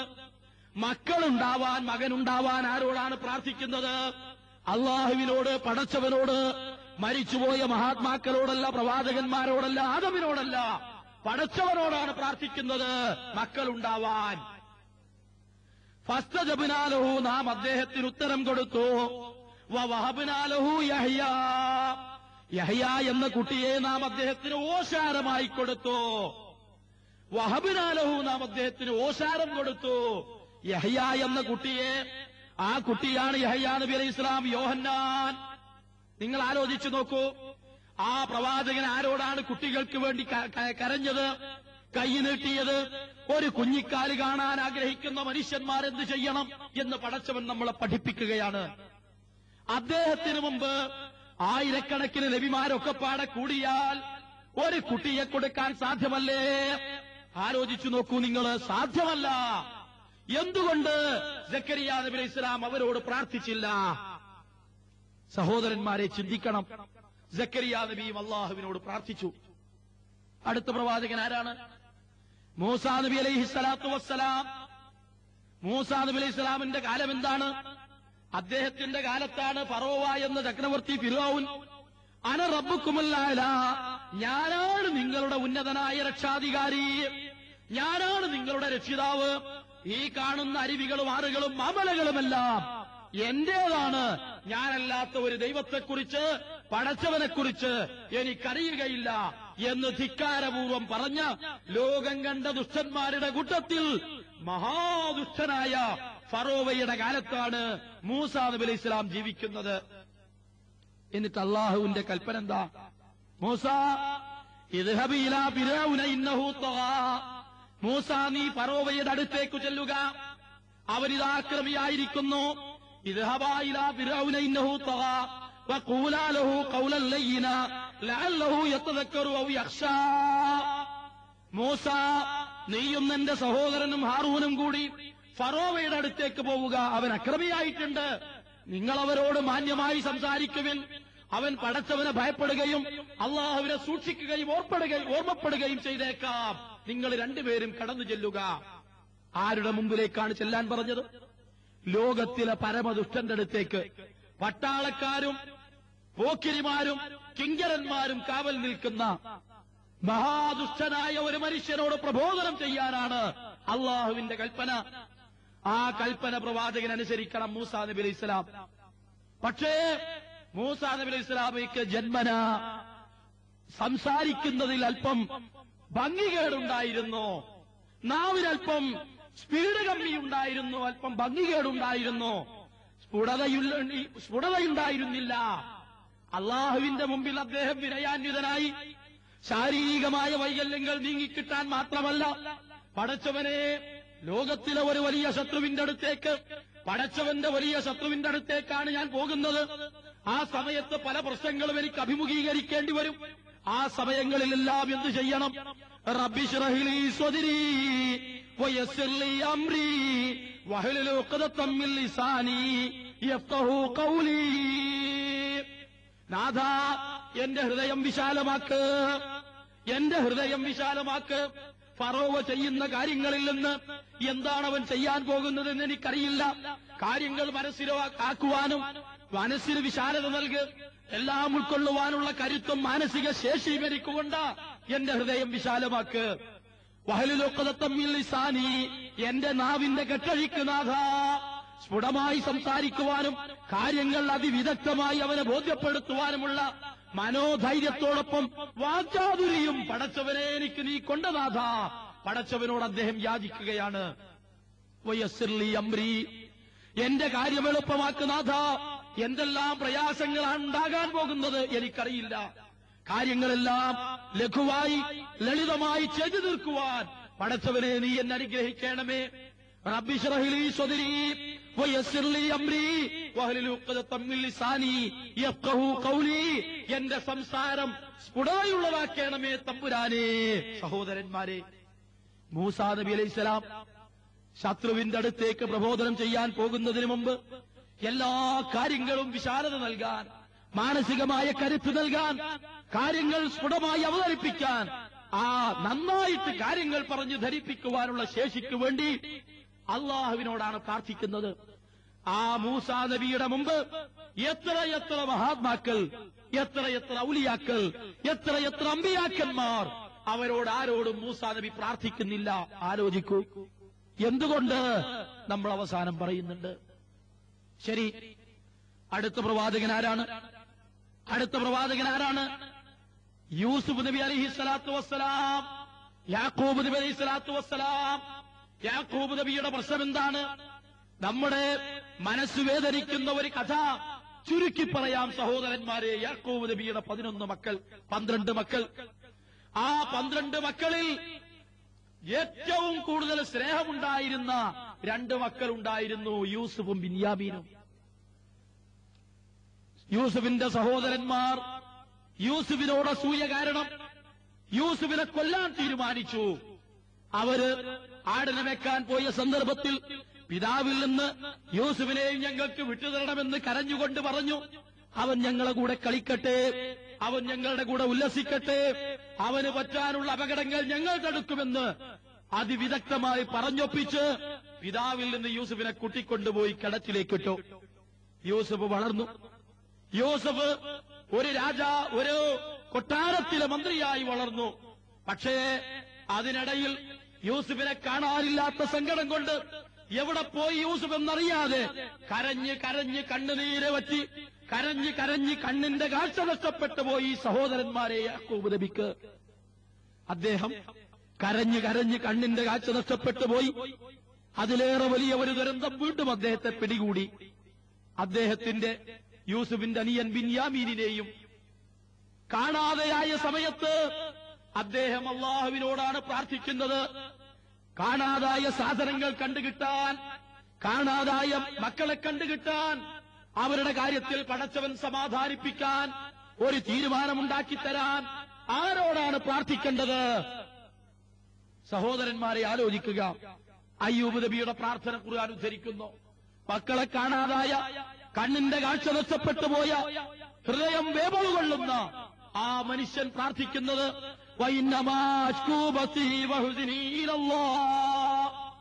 എന്റെ പ്രയാസങ്ങളും ദുരന്തങ്ങളും ദുഃഖവുമെല്ലാം നാഥ ഞാൻ നിന്നിലാണ് സമർപ്പിക്കുന്നത്. പടച്ചവനോടാണ് അദ്ദേഹം പറഞ്ഞുകൊണ്ടിരിക്കുന്നത്, പ്രാർത്ഥിക്കുന്നത്. അദ്ദേഹത്തിന് മുമ്പ് എത്ര നബിമാർ മരിച്ചു നിങ്ങൾ ചിന്തിക്കണം. അവരോട് ആരോടും യാക്കൂബ് നബി പ്രാർത്ഥിച്ചില്ല. അതേ യാക്കൂബിന്റെ മകൻ യൂസുഫ് നബി അലൈഹി സ്വലാമിനെ ആവശ്യമില്ലാത്ത ഒരു കാരണത്താൽ നിരപരാധിയായ ആ മഹാപ്രവാചകനെ ജയിലിലടച്ചു. ജയിലിൽ കിടന്നുകൊണ്ട് അദ്ദേഹം ആരോടാണ് പ്രാർത്ഥിക്കുന്നത്? സഹോദരന്മാരെ, കാരിരുമ്പിനുള്ളിൽ കുടുങ്ങിക്കിടക്കുന്ന തടവറയിൽ കിടന്നു പടയുന്ന ഒരു മനസ്സിനെ കുറിച്ച് നിങ്ങൾ ആലോചിച്ചു നോക്കുക. ആ മനസ്സ് വേദന കൊണ്ട് പുളയുന്ന സമയത്ത് ആരോടും അദ്ദേഹത്തിന് പ്രാർത്ഥിക്കാം. മരിച്ചുപോയ മഹാത്മാവിനോട് പ്രാർത്ഥിക്കാം, പ്രവാചകന്മാരോട് പ്രാർത്ഥിക്കാം. പക്ഷേ യൂസുഫ് നബി അലൈഹി സ്വലാം പ്രാർത്ഥിക്കുന്നത് ആരോടാണ്? റബ്ബി സിജ്നു അഹബ്ബു ഇലയ്യ മിമ്മാ യദഊനനി, പടച്ചവനെ അവർ വിളിക്കുന്നതിലേറെ ഞാൻ ഇഷ്ടപ്പെടുന്നത് ഈ ജയിലാണ്. അതുകൊണ്ട് റബ്ബി ഖദ് ആതൈതനി മിനൽ മുൽക്കി വഅല്ലംതനി മിൻ തഅവീലിൽ അഹാദീസി ഫാത്തിറസ് സമാവാതി വൽ അർളി, പടച്ചവനെ സ്വപ്നത്തിന്റെ വ്യാഖ്യാനങ്ങൾ പഠിപ്പിച്ചു തന്ന നാഥ, നീയാണ് ആകാശങ്ങളുടെയും ഭൂമിയുടെയും രക്ഷിതാവ്. പടച്ചവനെ നീയാണ് എനിക്ക് അധികാരത്തിൽ നിന്ന് നൽകിയത്. അള്ളാഹുവിനോട് അദ്ദേഹം പ്രാർത്ഥിക്കുന്നു. മാനസികമായ ധൈര്യം തരാൻ അള്ളാഹുവിനോട് അദ്ദേഹം പ്രാർത്ഥിക്കുന്നു. സഹോദരന്മാരെ, യൂസുഫ് നബി അലൈഹി ഇസ്ലാമിയും അള്ളാഹുവിനോട് പ്രാർത്ഥിച്ചു. ഇനിയോ അള്ളാഹുവിന്റെ പ്രവാചകനായിരുന്നുവല്ലോ ഇബ്രാഹിം. ലോക ചരിത്രത്തിൽ ഇത്രമാത്രം പറയപ്പെട്ട ഒരു പ്രവാചകൻ ഉണ്ടായിരിക്കുകയില്ല. എല്ലാ മതവിഭാഗക്കാരും, ജൂതന്മാരും ക്രിസ്ത്യാനികളും മുസ്ലിങ്ങളും ഒരുപോലെ ആദരിക്കുകയും ബഹുമാനിക്കുകയും പ്രകീർത്തിച്ചുകൊണ്ടിരിക്കുകയും ചെയ്യുന്ന മഹാനായ പ്രവാചകനാണ് ഇബ്രാഹിം നബി അലൈഹി ഇസ്ലാം, അബ്രഹാം എന്ന പ്രവാചകൻ. അദ്ദേഹത്തിനെ കുറിച്ച് ഖുർആൻ പറഞ്ഞത് എന്താണ്? വലഖദ് ഇസ്തഫൈനാഹു ഫിദ്ദുനിയാ വഫിൽ ആഖിറതി ലമിനസ് സ്വാലിഹീൻ. അദ്ദേഹത്തെ നാം ഈ ദുനിയാവിൽ തെരഞ്ഞെടുത്തു, പരലോകത്തും അദ്ദേഹം സച്ചരിതരുടെ കൂടെ തന്നെയാകുന്നു. അള്ളാഹു പറഞ്ഞതാണ്. എന്നിട്ടോ അള്ള പറയാണ് എന്ത്? ഇത് ഖാല ലഹു റബ്ബുഹു അസ്ലിം ഖാല അസ്ലംതു ലിറബ്ബിൽ ആലമീൻ. അള്ളാഹു ഇബ്രാഹിമിനോട് പറഞ്ഞു, ഇബ്രാഹിമേ നീ കീഴൊതുങ്ങുക. അദ്ദേഹം പറഞ്ഞു, അസ്ലംതു ലിറബ്ബിൽ ആലമീൻ, ഞാൻ ലോകരക്ഷിതാവിന്റെ മുമ്പിൽ കീഴൊതുങ്ങിയിരിക്കുന്നു. ഏതൊക്കെ സമയത്ത് എത്രയെല്ലാം സന്ദർഭങ്ങളിൽ അദ്ദേഹത്തിന് മകനുണ്ടായ സമയത്ത് ആ ചോര പൈതലുമായി സ്വന്തം ഭാര്യ ഹാജറയെയും കൂട്ടി മരുഭൂമിയിൽ മക്കയിൽ താമസിക്കാൻ പറഞ്ഞു പടച്ചവൻ. ആൾപ്പാർപ്പില്ലാത്ത, ഒരു ചെടി പോലും വളർന്നു വരാത്ത, ഒരു തുള്ളി വെള്ളം കിട്ടാത്ത, മുകളിൽ ആകാശവും കത്തിയെരിയുന്ന ആകാശവും താഴെ കട്ടപിടിച്ചു കിടക്കുന്ന, ചൂട് കട്ടപിടിച്ചു കിടക്കുന്ന, കാലാവസ്ഥ ഏത് സമയവും മാറി മാറി വരുന്ന, മണൽക്കൂനകൾ ഉണ്ടാവുകയും തകരുകയും ചെയ്യുന്ന, അടിച്ചു വീശുന്ന ചുടുകാറ്റിന് നടുവിൽ കൊണ്ടുപോയി അവരെ താമസിപ്പിക്കുവാനാണ് ഇബ്രാഹിമിനോട് കൽപ്പന. ഇബ്രാഹിം നബി അലൈഹി ഇസ്ലാം എന്ത് ചെയ്തു? അമാന്തിച്ചു നിന്നില്ല. പടച്ചവനെ എനിക്കത് സാധിക്കുമോ എന്ന് പറഞ്ഞില്ല. അദ്ദേഹം അസ്ലംതു ലിറബ്ബിൽ ആലമീൻ, ലോകരക്ഷിതാവിന്റെ മുമ്പിൽ ഞാനിതാ കീഴൊതുങ്ങിയിരിക്കുന്നു, അനുസരണ കാണിച്ചിരിക്കുന്നു. അദ്ദേഹം ചോരപ്പൈതലിനെയുമായി ഭാര്യയെയുമായി മരുഭൂമിയിലേക്ക് നടന്നു. അദ്ദേഹം പറഞ്ഞു, നാഥാ ഞാനിതാ എന്റെ ബൈത്തുൽ മുഹറമിന്റെ അടുത്തേക്കാണ് ബൈത്തിന്റെ അടുത്താണ് ഇവരെ താമസിപ്പിക്കുന്നത്. എന്ത ബൈത്തിക്കൽ മുഹറം? പടച്ചവനെ, റബ്ബി ഇന്നി അസ്കൻതു മിൻ ദുരിയത്തി ബിവാദിൻ ഗൈരി ദീ സറഇൻ ഇന്ത ബൈത്തിക്കൽ മുഹറം. പടച്ചവനെ, സസ്യങ്ങളില്ലാത്ത, കായ്ഫലങ്ങളില്ലാത്ത, ഒന്നുമില്ലാത്ത ഒരു പ്രദേശത്താണ് ഞാൻ ഇവരെ താമസിപ്പിച്ചിരിക്കുന്നത് എന്റെ കയ്യിൽ. ആരോടാണ് അദ്ദേഹം പ്രാർത്ഥിച്ചത്? അള്ളാഹുവിനോട്. ആരോടാണ് പ്രാർത്ഥിച്ചത്? അള്ളാഹുവിനോട്. ആരുടെ കയ്യിലാണ് ഏൽപ്പിച്ചത്? പടച്ചവന്റെ കയ്യിൽ.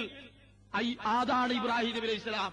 പക്ഷേ ആ കുഞ്ഞുണ്ടായ കഥ പരിശുദ്ധ ഖുർആൻ ഉദ്ധരിക്കുന്നുണ്ട്.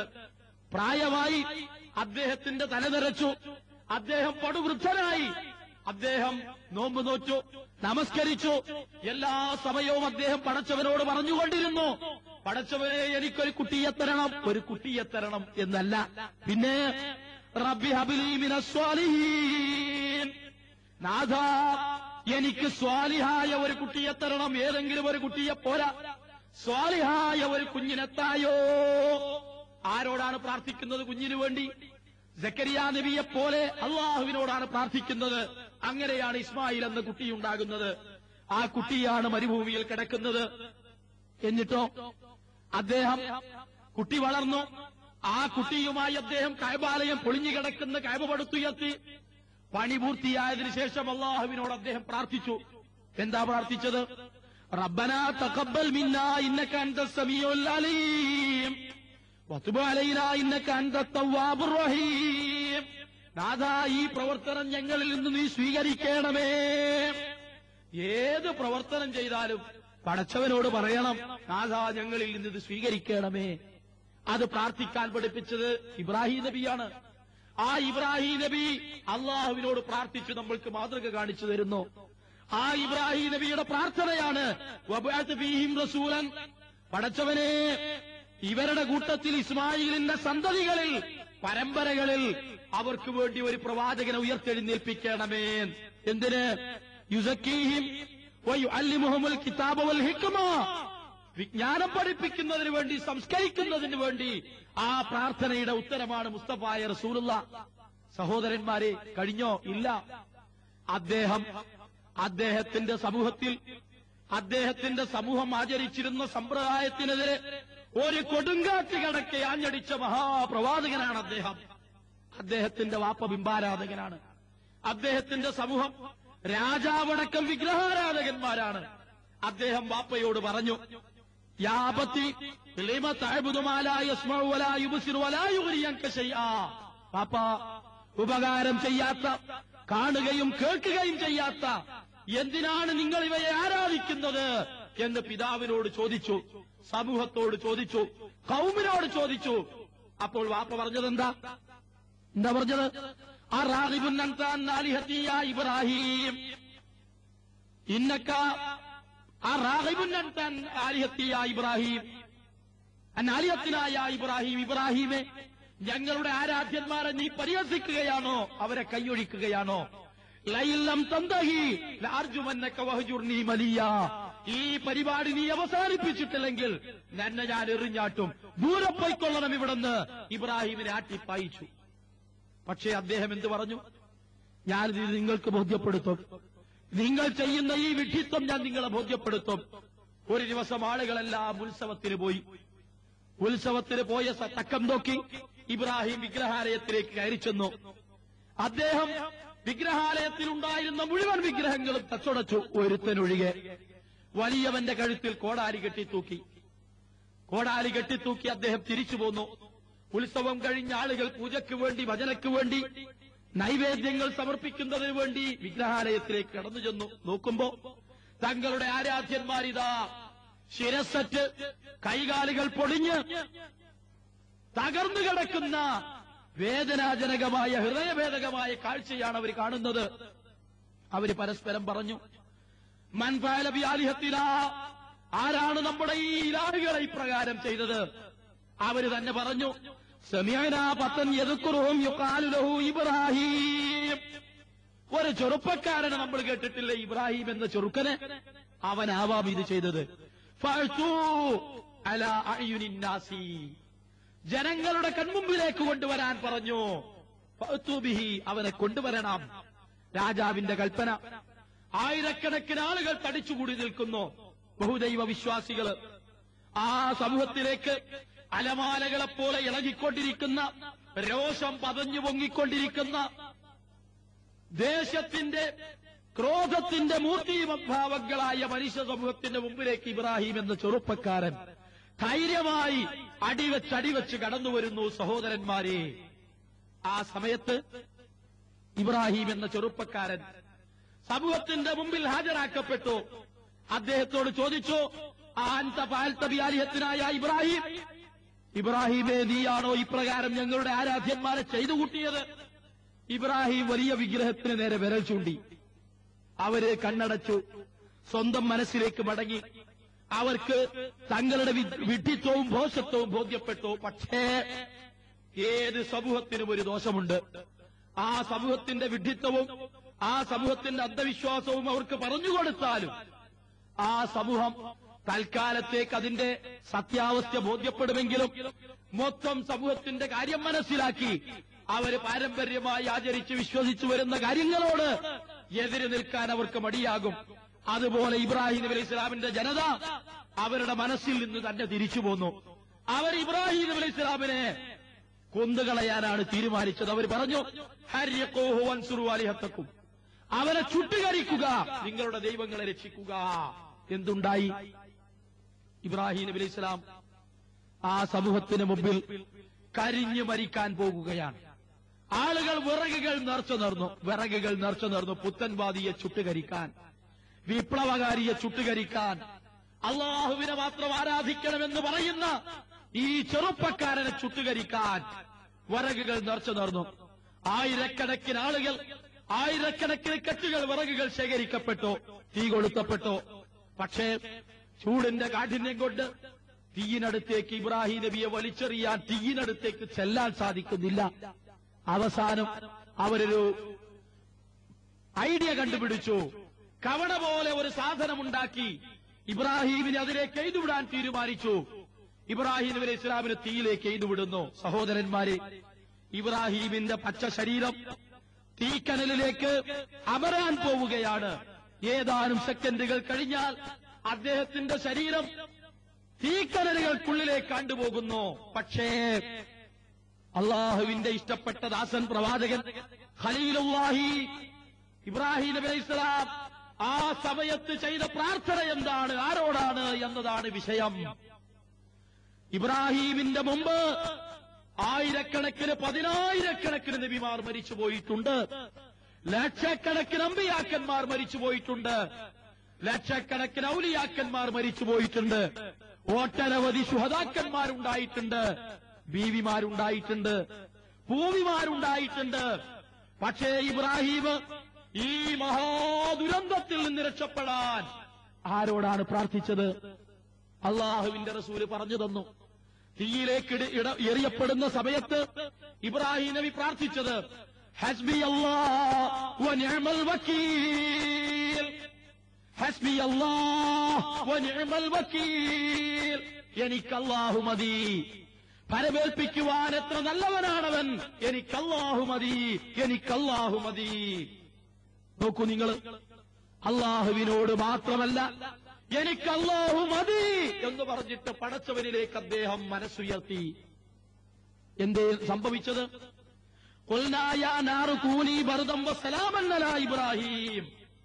അല്ലാഹു തീയിന് ചൂടെന്ന അനുഭവം കൊടുത്ത, പ്രകൃതി കൊടുത്ത പടച്ചവൻ പറഞ്ഞു അടങ്ങാൻ, തണുപ്പാവാൻ, ശാന്തമാവാൻ. ഇബ്രാഹീമിനെ കരിക്കരുത്, ഇബ്രാഹീമിനെ തിന്നുകളയരുത്. തീയ് തണുപ്പായി, തീ കുളിരായി, ഇബ്രാഹീമിനൊരു പട്ടുമെത്ത പോലെ അനുഭവപ്പെട്ടു. സഹോദരന്മാരെ, ഇബ്രാഹിം നബി അലൈഹി ഇസ്ലാം ആരോടാണ് ഇത്തരമൊരു വലിയ പ്രശ്നം അഭിമുഖീകരിച്ചപ്പോൾ പ്രാർത്ഥിച്ചത്? തന്റെ റബ്ബിനോട്, പടച്ചവനോട്. എന്തുകൊണ്ട് മരിച്ചുപോയ പ്രവാചകന്മാരോട് അദ്ദേഹം പ്രാർത്ഥിച്ചില്ല? ആദമേ, നോഹേ, അയ്യൂബേ, ഒട്ടനവധി പ്രവാചകന്മാരോട്, നബിമാരേ, പ്രവാചകന്മാരെ എന്തുകൊണ്ട് അദ്ദേഹം പ്രാർത്ഥിച്ചില്ല? ആലോചിക്കേണ്ടതുണ്ട് സഹോദരന്മാരെ. ആ പ്രാർത്ഥനയും അള്ളാഹുവിനോടായിരുന്നു. ഇനിയോ അവസാനത്തെ നബി, നമ്മുടെ റസൂലുള്ളാഹ് മുത്തു നബി, ഈ ലോകത്തിന്റെ വിളക്കായി, പ്രകാശമായി, ഈ ലോകത്തിന്റെ വെള്ളി വെളിച്ചമായി കടന്നു വന്ന റസൂലുള്ളാഹ്, സിറാജൻ മുനീറ, പ്രകാശിക്കുന്ന വിളക്കായി കടന്നു വന്ന റസൂലുള്ളാഹ്. ആ റസൂലുള്ളാഹി ഒരുപാട് പ്രാർത്ഥനകൾ നമ്മൾക്ക് പഠിപ്പിച്ചു തന്നിട്ടുണ്ട്, ഒരുപാട് പ്രാർത്ഥനകൾ. ആ പ്രാർത്ഥനകൾ മുഴുവൻ ആരോടായിരുന്നു? സഹോദരന്മാരെ, ആരോടായിരുന്നു? ഓരോ പ്രാർത്ഥനകളും നിങ്ങൾ പരിശോധിച്ചു നോക്കുക. റസൂലുള്ള പഠിപ്പിച്ച പ്രാർത്ഥനകൾ. അള്ളാഹുവിന്റെ റസൂല് ഒരു സത്യവിശ്വാസി വീട്ടിൽ നിന്ന് പുറത്തിറങ്ങുമ്പോൾ പ്രാർത്ഥിക്കണമെന്ന് പറഞ്ഞു. ആരോട്? ബിസ്മില്ലാഹി തവക്കൽതു അലല്ലാഹ് ലാ ഹൗല വലാ ഖുവത ഇല്ലാ ബില്ലാഹ്. പടച്ചവനെ, ഞാൻ വീട്ടിൽ നിന്നിറങ്ങുന്നത് നിന്റെ നാമത്തിലാണ്, നിന്റെ പേരിലാണ്, ഞാൻ എല്ലാം നിന്നിൽ ഭരമേൽപ്പിച്ചിരിക്കുന്നു. തവക്കൽതു അലല്ലാഹ് ലാ ഹൗല വലാ ഖുവത ഇല്ലാ ബില്ലാഹ്. പടച്ചവനെ, നിനക്കല്ലാതെ യാതൊരു കഴിവും ശക്തിയുമില്ല എന്ന് പ്രാർത്ഥിക്കാനാണ് റസൂലുള്ള പഠിപ്പിച്ചത്. വീട്ടിൽ നിന്നിറങ്ങുമ്പോ ആരോട്? അള്ളാനോട്. അടുത്തതോ? ഇടിമിന്നലുണ്ടാകുമ്പോ. ഇടി മനുഷ്യനെ ബാധിക്കുന്നതാണ്. മിന്നല് മനുഷ്യനെ നശിപ്പിച്ചു കളയും, മൃഗങ്ങളെ നശിപ്പിച്ചു കളയും, മരങ്ങൾ കരിച്ചു കളയും. ഒരു മഹാ അശനിവാദം പോലെ അത് മനുഷ്യർക്ക് പിടിപെട്ടു എന്ന് വരും. ആ ഇടിമിന്നലുണ്ടാകുന്ന സമയത്ത് ആരോടാണ് പ്രാർത്ഥിക്കാൻ പറഞ്ഞത് റസൂലുള്ളാഹ്? അള്ളാഹുവിന്റെ റസൂൽ അത് പഠിപ്പിച്ചു. ആരോട്? അള്ളാഹുവിനോട് പ്രാർത്ഥിക്കാൻ. ഏത് രൂപത്തില്? അല്ലാഹുമ്മ ലാ തഖ്തുൽനാ ബിഗളബിക വലാ തുഹ്ലിക്നാ ബിഅദാബിക വഅഫിനാ ഖബ്ല ദാലിക. പടച്ചവനെ, നിന്റെ കോപം കൊണ്ട് ഞങ്ങളെ നീ കൊല്ലരുത്, നിന്റെ ക്രോധം കൊണ്ട് ഞങ്ങളെ നീ നശിപ്പിക്കുകയും അരുത്. പടച്ചവനെ, അതിനു മുമ്പ് ഞങ്ങൾക്ക് ആശ്വാസം കൊണ്ടനാഥാ. അള്ളാഹിനോട് പ്രാർത്ഥിക്കാൻ, പടച്ചവനോട് പ്രാർത്ഥിക്കാൻ. എന്തേ അങ്ങനെ വരാൻ? എന്തേ അങ്ങനെ വരാൻ? അള്ളാഹുവിനോട് പ്രാർത്ഥിക്കാനാണ് പറയുന്നത്. അപ്പോ അള്ളാഹു തആലയോട് പ്രാർത്ഥിക്കുവാൻ ജീവിതത്തിന്റെ ഏത് സമയങ്ങളിലും റസൂലുള്ളാഹി നമ്മൾക്ക് പറഞ്ഞു തരുന്നു. ഇനിയോ ആ പ്രാർത്ഥനയ്ക്ക് ശേഷം അള്ളാഹുവിന്റെ റസൂല് മറ്റു പ്രാർത്ഥനകളും പഠിപ്പിച്ചതെന്ന് വിവിധ സമയങ്ങളിൽ നമ്മളൊരാളെ യാത്രയാക്കുന്നു. യാത്രയാക്കുന്ന സമയത്ത് നമ്മൾ പറയുന്നത് എന്താണ്? അസ്തൗദിഉക്കല്ലാഹ ദീനക വ ദുനിയാക വ ഖവാത്തിമ അമലിക്. നിന്റെ എല്ലാ കാര്യങ്ങളും, മതപരമായും ഭൗതികവുമായ എല്ലാ കാര്യങ്ങളും പടച്ചവനെ ഞാൻ നിന്നിലാണ് സമർപ്പിക്കുന്നത് എന്ന് അവന്റെ കൈപിടിച്ച് നമ്മൾ പറയുന്ന എന്റെ എല്ലാ കാര്യങ്ങളും പടച്ചവനെ ഞാൻ നിന്നിലാണ് സമർപ്പിക്കുന്നത്, പടച്ചവനെ ഇവന്റെ എല്ലാ കാര്യങ്ങളും ഞാൻ നിന്നിലാണ് സമർപ്പിക്കുന്നത് എന്നാണ് പ്രാർത്ഥിക്കാൻ പറഞ്ഞത്. സഹോദരന്മാരെ, ചിന്തിക്കുക. അള്ളാഹുവിന്റെ റസൂല് പഠിപ്പിച്ച പ്രാർത്ഥനകൾ മുഴുവനും അള്ളാഹുവിനോടാണ്. ഒരാളെ യാത്രയാക്കുമ്പോഴുണ്ടായ പ്രാർത്ഥനയാണ് നമ്മൾ പറഞ്ഞത്. അള്ളാഹുവിലാണ് അദ്ദേഹത്തെ ഏൽപ്പിക്കുന്നത്. അദ്ദേഹത്തിന്റെ ഭൗതികവും ആത്മീയവുമായ മുഴുവൻ കാര്യങ്ങളും അള്ളാഹുവിലാണ് ഏൽപ്പിക്കാൻ റസൂലുള്ള പഠിപ്പിച്ചിട്ടുള്ളത്. സഹോദരന്മാരെ, അടുത്ത പ്രാർത്ഥന നോക്കൂ നിങ്ങൾ. ഒരാൾ മാസം കാണുകയാണ്. അമ്പിളി അമ്മാവനെ കാണുമ്പോ മുസ്ലിങ്ങളെ സംബന്ധിച്ചിടത്തോളം ഈ ദുനിയാവ് മുഴുവനും അള്ളാഹുവിന്റെ അത്ഭുതങ്ങളാണ്, അള്ളാഹുവിന്റെ ആയാത്തുകളാണ്, അള്ളാഹുവിന്റെ ദൃഷ്ടാന്തങ്ങളാണ്. ആ സമയത്ത് ചന്ദ്രനെ കാണുന്ന സമയത്ത്, ഉദയചന്ദ്രനെ കാണുന്ന സമയത്ത് മുസ്ലിം സഹോദരന്മാർ എന്ത് പ്രാർത്ഥിക്കണം? അള്ളാഹുവിന്റെ റസൂൽ അത് പഠിപ്പിച്ചു തന്നു. അല്ലാഹുമ്മ അഹില്ലഹു അലൈനാ ബിൽ അംനി വൽ ഈമാനി വസ്സലാമത്തി വൽ ഇസ്ലാം റബ്ബി വ റബ്ബുക്കല്ലാഹ്. അല്ലാഹുവേ, ഈ മാസം സമാധാനത്തിന്റെയും ശാന്തിയുടെയും മാസമാക്കേണമേ, നിർഭയത്വത്തിന്റെ മാസമാക്കേണമേ. നാഥ, ഈ മാസം ഞങ്ങൾക്കെല്ലാ വിധത്തിലും ശാന്തിയുടെയും സമാധാനത്തിന്റെയും ആക്ക്. എന്നിട്ട് അമ്പിളി അമ്മാവനോടൊരു വർത്തമാനം. എന്താണ്? റബ്ബി വ റബ്ബുക്കല്ലാഹ്. അമ്പിളി അമ്മാവ, എന്റെയും നിന്റെയും പടച്ചവൻ അള്ളാഹു തന്നെയാണ് കേട്ടോ, എന്റെയും നിന്റെയും രക്ഷിതാവ് അള്ളാഹു തന്നെയാണ് കേട്ടോ. എന്താണത് പറയുന്നത്? നമ്മൾ സാധാരണ നമസ്കാരത്തില് അത്തഹിയ്യാത്തിൽ പറയില്ലേ, അസ്സലാമു അലൈക അയ്യുഹൻ നബിയോ, മുഹമ്മദ് നബിയെ അങ്ങയുടെ മേൽ അള്ളാഹുവിന്റെ രക്ഷയുണ്ടാവട്ടെ എന്ന് പറയുന്നത് പോലെ അമ്പിളി അമ്മാവ, നിന്റെയും എന്റെയും പടച്ചവൻ അള്ളാഹു തന്നെ. ആരോടാണ് പ്രാർത്ഥിച്ചത്? അള്ളാഹുവിനോട്. മാസം കാണുമ്പോഴും അത് മറഞ്ഞു കണ്ടാലും വേണ്ടില്ല, തെളിഞ്ഞു കണ്ടാലും വേണ്ടില്ല, അള്ളാഹുവിനോട് പ്രാർത്ഥിക്കണം എന്നാണ് റസൂലുള്ള പഠിപ്പിച്ചത്. ശരി, അടുത്ത പ്രാർത്ഥനയോ? നിങ്ങൾ ആലോചിച്ചു നോക്കൂ. സ്വന്തം ഭാര്യയുമായി ബന്ധപ്പെടുന്ന സമയത്ത് പോലും പ്രാർത്ഥിക്കണം, അള്ളാഹുവിന്റെ ബർക്കത്തിന് വേണ്ടി, പടച്ചവന്റെ റഹ്മത്തിന് വേണ്ടി പ്രാർത്ഥിക്കണമെന്ന് പഠിപ്പിച്ച മതമാണ് ഇസ്ലാം. പക്ഷേ ആരോട്? അള്ളാഹുവിനോട്. ബിസ്മില്ലാഹി, പടച്ചവന്റെ നാമത്തിലാണ് ഞങ്ങൾ ഇത് ചെയ്യുന്നത് എന്ന് പ്രാർത്ഥിക്കാനാണ് അള്ളാഹുവിന്റെ റസൂല് പഠിപ്പിച്ചിട്ടുള്ളത്. സഹോദരന്മാരെ, ചുരുക്കത്തില് അള്ളാഹുവിന്റെ റസൂല് അവസാനത്തെ പ്രവാചകൻ, മുൻകഴിഞ്ഞ പ്രവാചകന്മാരെ പോലെ തന്നെ യൂസുഫ് നബി അലൈഹി സ്വലാമിനെ പോലെ, നോഹയെപ്പോലെ, മോശയെപ്പോലെ, അബ്രഹാമിനെ പോലെ, അയ്യൂബിനെ പോലെ, യൂനുസിനെ പോലെ, യോഹന്നാനെ പോലെ, ആദമിനെ പോലെ, എല്ലാ പ്രവാചകന്മാരെയും പോലെ അള്ളാഹുവിനോട് പ്രാർത്ഥിക്കാനാണ് റസൂലുള്ളാഹി സ്വല്ലല്ലാഹു അലൈഹി വസല്ലമ നമ്മളോട് പറയുന്നത്, നമ്മളോട് പഠിപ്പിക്കുന്നത്. അള്ളാഹുവിന്റെ റസൂലും അള്ളാഹുവിനോട് മാത്രമാണ് പ്രാർത്ഥിച്ചത്. ഇനിയോ റസൂലുള്ള പറഞ്ഞു, നിങ്ങളൊരു രോഗിയെ സന്ദർശിക്കാൻ പോകുന്നു. രോഗിയെ സന്ദർശിച്ച് അവന്റെ വർത്തമാനങ്ങളൊക്കെ ചോദിച്ചു പോന്നാൽ മതിയോ? പോരാ, അയാൾക്ക് വേണ്ടി അള്ളാഹുവിനോട് പ്രാർത്ഥിക്കണം. ആരോട്? അള്ളാഹുവിനോട്. എന്താ പ്രാർത്ഥന? മുസ്ലിം സഹോദരന്മാരെ മനസ്സിരുത്തി ചിന്തിക്കണം. ഈ പ്രാർത്ഥനയുടെ ആശയവും അർത്ഥവും മനസ്സിലാക്കുക. അള്ളാഹുവിന്റെ റസൂൽ പറഞ്ഞ എന്താണ്?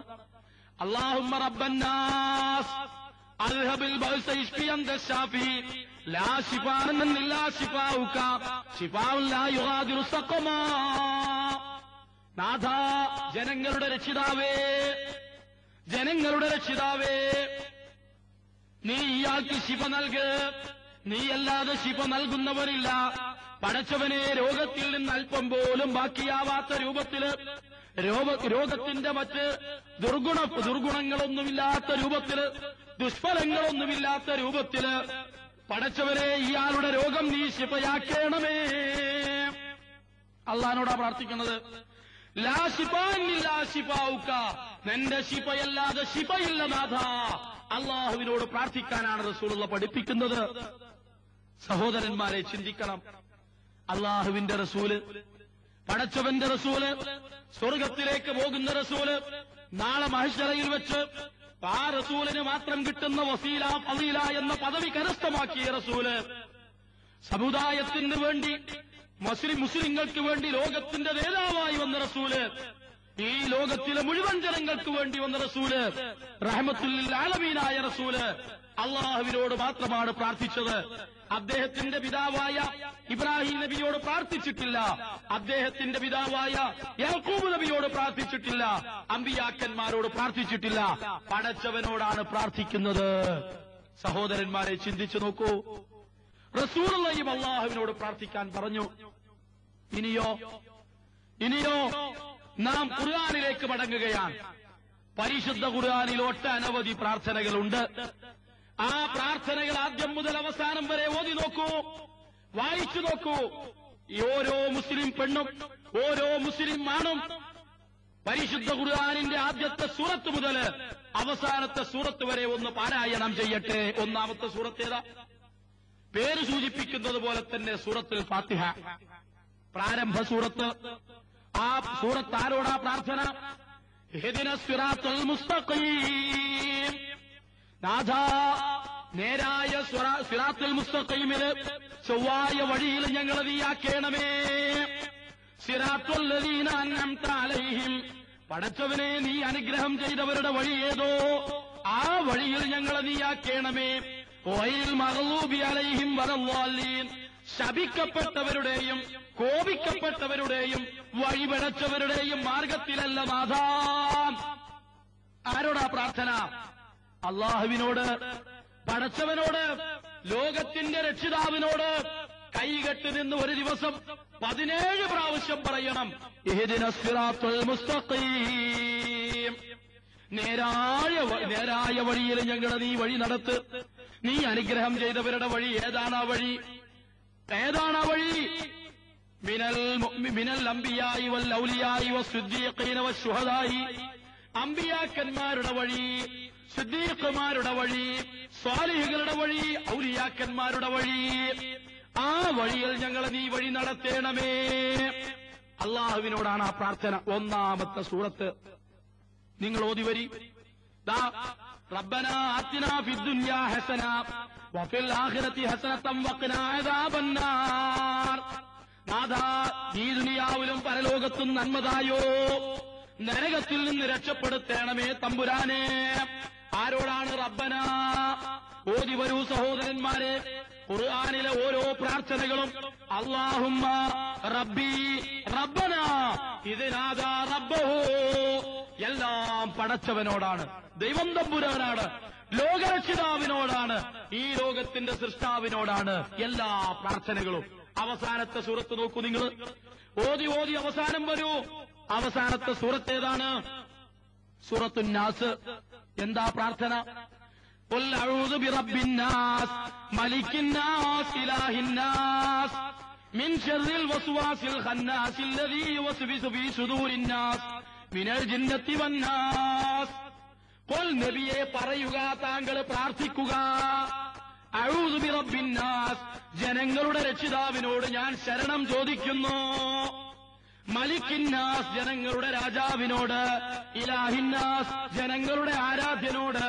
മിൻ ശർറിൽ വസ്വാസിൽ ഖന്നാസിൽ ലദീ യുവസ്വിസു ഫീ സുദൂരിന്നാസ്, മനുഷ്യരുടെ ഹൃദയങ്ങളിൽ വസുവാസുണ്ടാക്കി ദുർമന്ത്രണം നടത്തി പിൻവാങ്ങിക്കളയുന്ന പിശാചിന്റെ ശർറിൽ നിന്ന് നാഥാ ഞാൻ നിന്നോട് ശരണം ചോദിക്കുന്നു.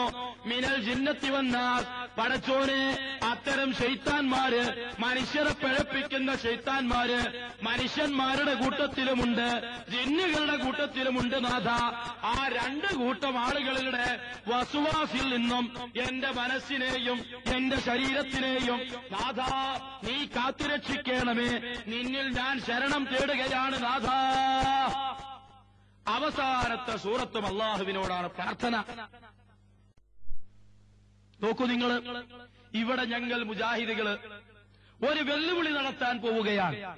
ആരെയും ഭയപ്പെടുത്തുവാനോ ആരെയും ഭീഷണിപ്പെടുത്തുവാനോ അല്ല. ഈ പറയുന്ന വിഷയത്തിലുള്ള ആത്മാർത്ഥതയും ഈ പറയുന്ന വിഷയത്തിലുള്ള സത്യസന്ധതയും ഈ പറയുന്ന വിഷയത്തിലുള്ള നിഷ്കളങ്കതയും നിങ്ങളെ ബോധ്യപ്പെടുത്താൻ ഞങ്ങൾക്കത് പറയേണ്ടതുണ്ട്. എന്താണത്? എന്താണ് ആ വെല്ലുവിളി? നിങ്ങൾ വിവരമുള്ളവരോട് ചോദിച്ചു നോക്കൂ. പരിശുദ്ധ ഖുർആനിന്റെ ആയത്തുകളിൽ ഏതെങ്കിലും ഒരായത്ത് അല്ലാഹുവല്ലാത്തവരോട് പ്രാർത്ഥിക്കുവാനുള്ള ഏതെങ്കിലും ഒരു പ്രാർത്ഥന, ഏതെങ്കിലും പ്രാർത്ഥനയുടെ ഒരു തുണ്ടം പരിശുദ്ധ ഖുർആനിൽ കാണിച്ചു തരാൻ ഇലാ യൗമൽ ഖിയാമ, ഖിയാമത്ത് നാൾ വരെ ആർക്കും സാധ്യമല്ല. ഈ വെല്ലുവിളി ഖിയാമം നാൾ വരെ നിലനിൽക്കുന്ന വെല്ലുവിളിയാണ്. കാരണം അള്ളാഹുവിനോടല്ലാതെ പ്രാർത്ഥിക്കുവാൻ ഖുർആനിൽ ഒരു ആഹ്വാനമോ ഒരു സൂചനയോ ഒരായത്തോ ഒരു പ്രാർത്ഥനയോ പരിശുദ്ധ ഖുർആനിലില്ല. ഉണ്ടാക്കുന്നുവെങ്കിൽ അള്ളാഹുവിന്റെ പേരിൽ, പടച്ചവന്റെ പേരിൽ കള്ളം കെട്ടിയുണ്ടാക്കുന്നവനാണവൻ, കളവ് പറയുന്നവനാണവൻ, ശൈത്താനാണവൻ, പിശാച്ചാണവൻ.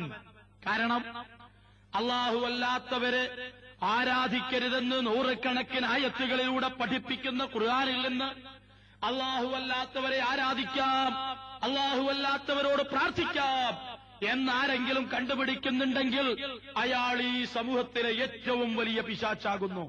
അയാൾ ഈ സമൂഹത്തിലെ ഏറ്റവും വലിയ ലാലാകുന്നു, വഴി പഴപ്പിക്കുന്നവനും പഴച്ചവനുമാകുന്നു, മുതിലാകുന്നു. അതുകൊണ്ടാണ് ഇത്ര ധൈര്യമായി ഞങ്ങളത് പറയുന്നത്. സഹോദരന്മാരെ, അപ്പോ എല്ലാ നബിമാരും അള്ളാഹുവിനോട് പ്രാർത്ഥിച്ചു. മുൻകഴിഞ്ഞ നബിമാരോട് പ്രാർത്ഥിച്ചില്ല. അവസാനത്തെ റസൂലും അള്ളാഹുവിനോട് മാത്രമാണ് പ്രാർത്ഥിക്കാൻ പഠിപ്പിച്ചത്. ഇനിയോ റസൂലുള്ളാഹിയുടെ നമ്മൾ കോതിത്തന്ന പരിശുദ്ധ ഖുർആൻ, അള്ളാഹുവിന്റെ പരിശുദ്ധ ഖുർആൻ അള്ളാഹുവിനോട് മാത്രമാണ് പ്രാർത്ഥിക്കാൻ പഠിപ്പിക്കുന്നതും പ്രാർത്ഥനകൾ മുഴുവനും അള്ളാഹുവിനോടാണ്. ഇനിയോ അള്ളാഹുവിന്റെ ഇഷ്ടദാസന്മാരായ സഹാബിവര്യന്മാര് ആരോടാണ് പ്രാർത്ഥിച്ചത്? സഹോദരന്മാരെ, ഒരു സംഭവം പറയാം. അള്ളാഹുവിന്റെ റസൂലും സഹാബിവര്യന്മാരും മണലിലും പാറയിലും പണിയെടുക്കുകയാണ്. ചുട്ടുപൊള്ളുന്ന വെയിലിന് താഴെ തിളച്ചു പൊങ്ങുന്ന മരുഭൂമിയിൽ കിടന്ന് പണിയെടുക്കുകയാണ്. നാളെ മറ്റന്നാൾ ഇതാ ശത്രു സൈന്യം മദീനയ്ക്ക് ചുറ്റും കടന്നുവരും. അവർ മദീന വലയം ചെയ്യും. അവരിൽ നിന്ന്, ശത്രുക്കളിൽ നിന്ന് രക്ഷപ്പെടുന്നതിനു വേണ്ടി മുസ്ലിം സഹോദരന്മാർ കൂടിയാലോചിച്ചു. സൽമാനുൽ ഫാരിസി പറഞ്ഞു, അള്ളാഹുവിന്റെ റസൂലേ, നമ്മൾക്ക് മദീനയുടെ ചുറ്റുഭാഗങ്ങളിലും കിടങ്ങുകൾ കുഴിക്കാം. അള്ളാഹുവിന്റെ റസൂൽ ആ തീരുമാനം ഇഷ്ടമായി. അധ്വാനിക്കണം, പ്രയാസപ്പെടണം, ഒരുപാട് കഷ്ടപ്പെടണം. മരുഭൂമിയിലാണ് പണിയെടുക്കുന്നത്. റസൂലുള്ളാഹിയും സഹാബികളും പുറപ്പെട്ടു. മദീനയിലുള്ള മുഴുവൻ മനുഷ്യർക്കും കാവലായി, രക്ഷപ്പെടുത്താൻ, അവർക്ക് വഴി തടയാൻ, അവരിലേക്ക് വരുന്ന ശത്രുക്കളെ വഴിയടക്കാൻ കിടങ്ങ് കീറുന്ന തിരക്കിലാണ് റസൂലുള്ളാഹിയും സഹാബികളും. പല സഹാബികളും ചൂടിന്റെയും വെയിലിന്റെയും ആധിക്യം കാരണം ബോധക്ഷയം സംഭവിച്ച് വീണുകൊണ്ടിരിക്കുന്നു. പല സഹാബികളും വിശപ്പിന്റെ കാഠിന്യം കാരണം വയറ്റിൽ കല്ല് വെച്ച് കെട്ടിക്കൊണ്ടാണ് പണിയെടുക്കുന്നത്. ആ സമയത്ത് അള്ളാഹുവിന്റെ റസൂല് അതുപോലെ വിയർത്തൊളിച്ച് കഷ്ടപ്പെട്ട് പണിയെടുത്തുകൊണ്ടിരിക്കുകയാണ്. പിക്കാസ് കൊണ്ട് റസൂലുള്ള മണ്ണ് വെട്ടിപ്പൊളിക്കുകയാണ്. ആ സമയത്ത് ഒരു സഹാബിയുമായി അലി റളിയല്ലാഹു അൻഹു റസൂലുള്ളാഹിയുടെ അടുത്ത് ചെന്നു. അള്ളാഹുവിന്റെ റസൂലെ, വിശപ്പ് സഹിക്കാൻ കഴിയാതെ ബോധക്ഷയം സംഭവിച്ച സഹാബിയാണ് ഇയാൾ. പടച്ചവന്റെ റസൂലേ, അള്ളാഹുവിന്റെ റസൂലേ, എന്താണ് നമ്മൾ ചെയ്യുക? അള്ളാഹുവിന്റെ റസൂലിന്റെ മുമ്പിൽ അലി റളിയല്ലാഹു അൻഹു സ്വന്തം കുപ്പായം ഉയർത്തി കാണിച്ചു. അള്ളാഹുവിന്റെ ദൂതരെ, ഞങ്ങളിൽ പലരും ഇതുപോലെ വയറ്റിൽ കല്ലുവെച്ച് കെട്ടിക്കൊണ്ടാണ് പണിയെടുക്കുന്നത്. വിശപ്പ് താങ്ങാൻ കഴിയുന്നില്ല. ഞങ്ങൾ പടച്ചവന് വേണ്ടിയാണ് പണിയെടുക്കുന്നത്. വിശപ്പ് താങ്ങാൻ കഴിയുന്നില്ല. ആ സമയത്ത് അള്ളാഹുവിന്റെ റസൂല്, ലോകത്തിന്റെ ഗുരു, ഈ ലോകത്തിന്റെ അനുഗ്രഹമായി കടന്നു വന്ന റസൂലുള്ളാഹ് സ്വന്തം കുപ്പായം ഉയർത്തി കാണിച്ചു കൊടുത്തു. അദ്ദേഹം പറഞ്ഞത് എന്താണ്? എന്റെ സഹാബാക്കളെ, നിങ്ങൾ ഓരോരുത്തരും ഓരോ കല്ലല്ലേ വയറ്റിൽ വെച്ച് കെട്ടിയത്. എന്നാൽ നിങ്ങളുടെ ദൂതൻ, അള്ളാഹുവിന്റെ ദൂതൻ, 2 കല്ലാണ് വയറ്റിൽ വെച്ച് കെട്ടിയിരിക്കുന്നത്. അതുകൊണ്ട് നിങ്ങൾ പണിയെടുക്കുക. അത് പറയേണ്ട താമസം സഹാബികൾ പറഞ്ഞു. അവര് പ്രാർത്ഥിച്ചത് എന്താണ്? അതാണ് നമ്മുടെ വിഷയം. എന്താണ് അവർ പ്രാർത്ഥിച്ചത്? എന്താണ് പ്രാർത്ഥിച്ചത്? അല്ലാഹുമ്മ ലൗലല്ലാഹു മഹ്തദൈനാ വലാ തസദ്ദഖ്നാ വലാ സല്ലൈനാ അൻസിലൻ സകീനതൻ അലൈനാ സബ്ബിത് അഖദാമ അല്ലാഖൈനാ വൽ മുശ്രികൂന ഖദ് ബഗൗ അലൈനാ ഇൻ അറാദു ഫിത്നതൻ ആബൈന ആബൈന ആബൈന. അല്ലാഹുവേ, നീ ഞങ്ങളെ ഇല്ലായിരുന്നുവെങ്കിൽ ഞങ്ങൾ നമസ്കരിക്കുമായിരുന്നില്ല, ഞങ്ങൾ സദഖ ചെയ്യുമായിരുന്നില്ല. പടച്ചവനെ, നീ നേർമാർഗത്തിലാക്കിയതുകൊണ്ടാണ് നിന്റെ മാർഗത്തിൽ ഞങ്ങൾ ഈ അധ്വാനിക്കുന്നത്. നാഥാ, ഞങ്ങളെ ശത്രുക്കൾ ഞങ്ങൾക്കെതിരെ ഇതാ ഇറങ്ങി പുറപ്പെട്ടിരിക്കുന്നു. അവരുമായി യുദ്ധം ചെയ്യുന്ന സമയത്ത്, അവരുമായി പോരടിക്കുന്ന സമയത്ത്, യുദ്ധക്കളത്തിൽ രണാങ്കണത്തിൽ ഞങ്ങളുടെ പാദങ്ങളെ ആണിതറച്ചതുപോലെ അടിയുറപ്പിച്ച് നിർത്തണമെന്ന് നിന്നോട് ഞങ്ങൾ യാചിക്കുകയാണ്. പിൻവാങ്ങാതെ, പിന്തിരിഞ്ഞോടാതെ, സ്ഥൈര്യമായി, ക്ഷമയോടുകൂടി, സഹനത്തോടുകൂടി തന്റെ മാർഗത്തിൽ അടിയുറച്ചു നിൽക്കാൻ പടച്ചവനെ ഞങ്ങളുടെ പാദങ്ങൾ നീ ഉറപ്പിച്ചു നിർത്ത്.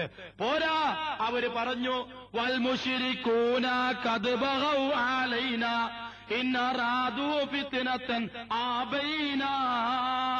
പടച്ചവനെ, ബഹുദൈവ വിശ്വാസികൾ ഇതാ കടന്നു വന്നിരിക്കുന്നു. അവര് കുഴപ്പമാണ് ഉദ്ദേശിക്കുന്നതെങ്കിൽ ഞങ്ങളവരെ തടയും, ഞങ്ങളവരെ തടയുക തന്നെ ചെയ്യും. നാഥാ, അള്ളാഹുവിനോട് പ്രാർത്ഥിക്കുന്നു. സഹോദരന്മാരെ, അത്തരമൊരു വിപൽസന്ധിയിൽ, അത്തരമൊരു പ്രശ്നം സങ്കീർണമായ ഒരവസരത്തിൽ എത്ര ഔലിയാക്കന്മാരോടും അമ്പിയാക്കന്മാരോടും പറയാൻ മനുഷ്യന്മാർക്ക് തോന്നിപ്പോകും. പക്ഷേ ഈമാനുള്ള സഹാബികൾ അള്ളാഹുവിനോടാണ് പ്രാർത്ഥിച്ചത്. ആലോചിച്ചു നോക്കൂ നിങ്ങൾ. സഹാബാ കിറാമുകളും അള്ളാഹുവിനോട് പ്രാർത്ഥിച്ചു. തീർന്നോ? ഇല്ല. റസൂലുള്ളാഹിയുടെ കാലശേഷം ഉമർ ഇബ്നുൽ ഖത്താബ് റളിയല്ലാഹു അൻഹുവിന്റെ കാലത്ത് മഴക്കാവശ്യം വന്നു. എല്ലാവരും ഒരുമിച്ചുകൂടി. അബ്ബാസിന്റെ നേതൃത്വത്തിൽ ഉമർ റളിയല്ലാഹു അൻഹു ഒരുമിച്ചുകൂടി. എല്ലാവരും കൂടി ആകാശത്തേക്ക് കൈയുയർത്തിക്കൊണ്ട് പ്രാർത്ഥിച്ചു. പടച്ചവനെ, അഗീസൂനാ, അല്ലാഹുവേ, ഞങ്ങൾക്ക് നീ മഴ വർഷിപ്പിക്കണമേ. പടച്ചവനെ, ഞങ്ങൾക്ക് നീ മഴ വർഷിപ്പിക്കണമേ. മഴ തായോ നാഥാ. മഴ പെയ്തു.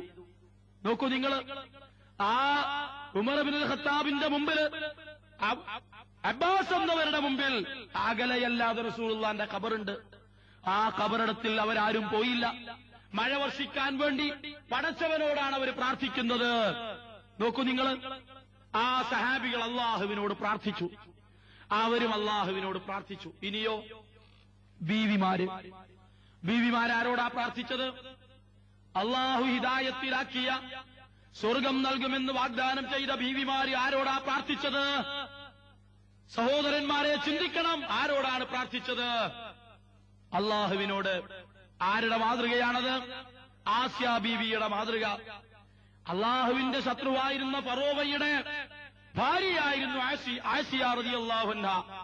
ആസിയ ബീവി മൂസാ നബിയിൽ വിശ്വസിച്ചത് കാരണം ഫറോവ കണ്ണിൽ ചോരയില്ലാത്ത പണിയാണ് ആ പാവപ്പെട്ട സ്ത്രീയെ കൊണ്ട് ചെയ്ത്. പട്ടാളക്കാരുടെ മുമ്പിൽ നഗ്നയാക്കി നടത്തിച്ചുകൊണ്ട് വിശ്വാസത്തിൽ നിന്ന് മാറാൻ പറഞ്ഞു. സ്വന്തം കൈകൊണ്ട് സ്വന്തം ഭാര്യയുടെ മൃദുലമായ ശരീരത്തിൽ ഞാഞ്ഞടിക്കുന്ന ഏതെങ്കിലും ഒരു ദുഷ്ടനെ കാണണമെങ്കിൽ ഫറോവയെ നോക്കിയാൽ മതി. അവര് ചെയ്ത തെറ്റ്, മൂസാ നബി അലൈഹിസ്സലാം അള്ളാഹുവിന്റെ ദൂതനാണെന്നും ആ മൂസാ നബിയുടെ രക്ഷിതാവാണ് ഞങ്ങളെ സഹായിക്കുന്നതെന്നും വിശ്വസിച്ച ഒരൊറ്റ കാരണത്താൽ. തീർന്നോ? ഇല്ല. പട്ടാളക്കാരുടെ മുമ്പിലേക്ക് വലിച്ചെറിഞ്ഞു.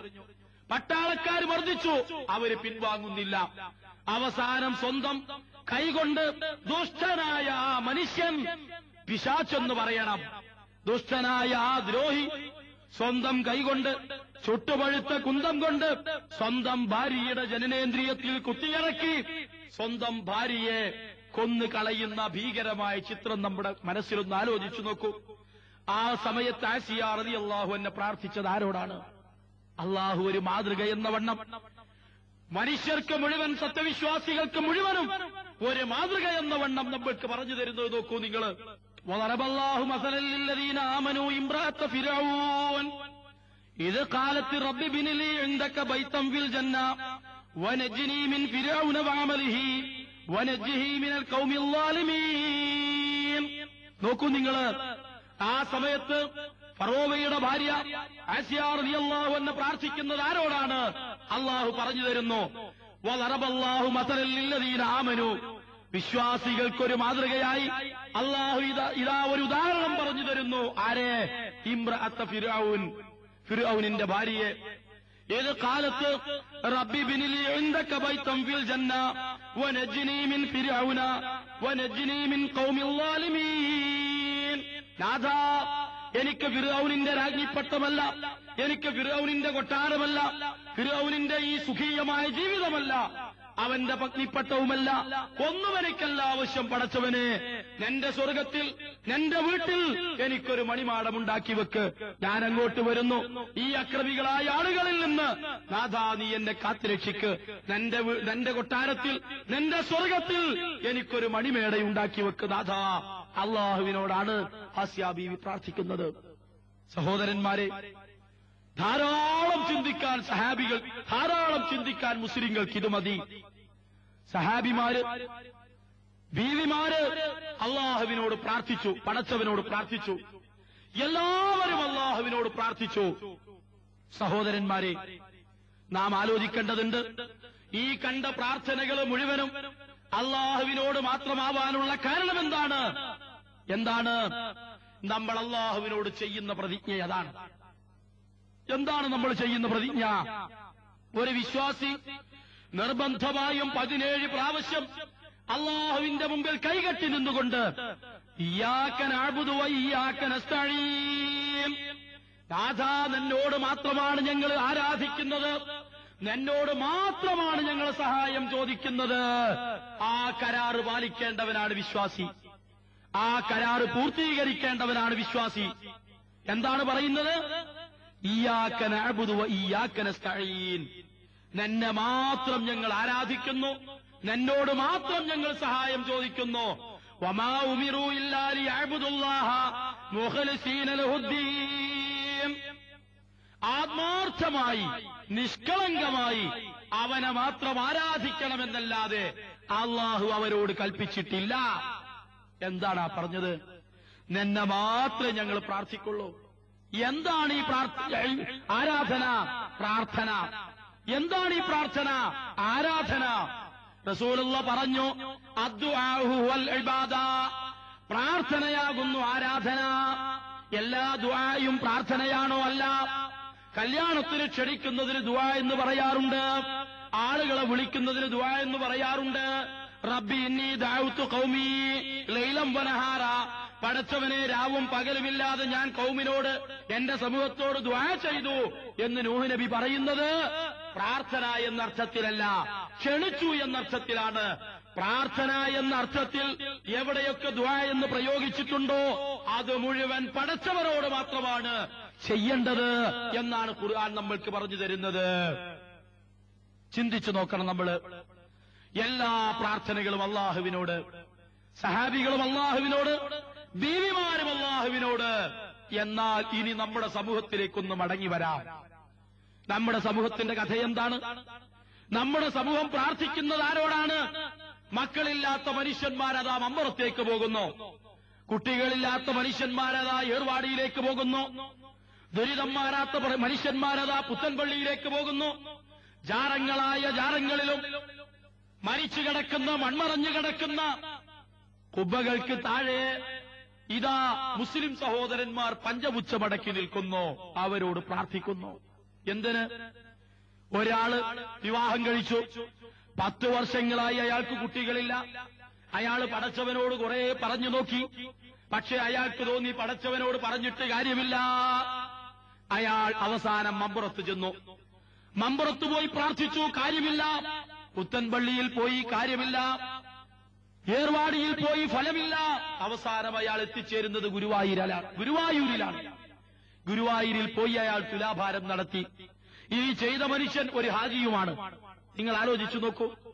അള്ളാഹുവിനോട് മാത്രം പഠിപ്പിക്കണമെന്ന് പഠിപ്പിച്ച ഇസ്ലാമിന്റെ മക്കള് അള്ളാഹുവല്ലാത്തവരോട് പ്രാർത്ഥിക്കുന്നു. ദീനം മാറാൻ, അസുഖം മാറാൻ, മക്കളുണ്ടാവാൻ, പ്രയാസങ്ങൾ മാറിക്കിട്ടാൻ, ജോലി ലഭിക്കാൻ.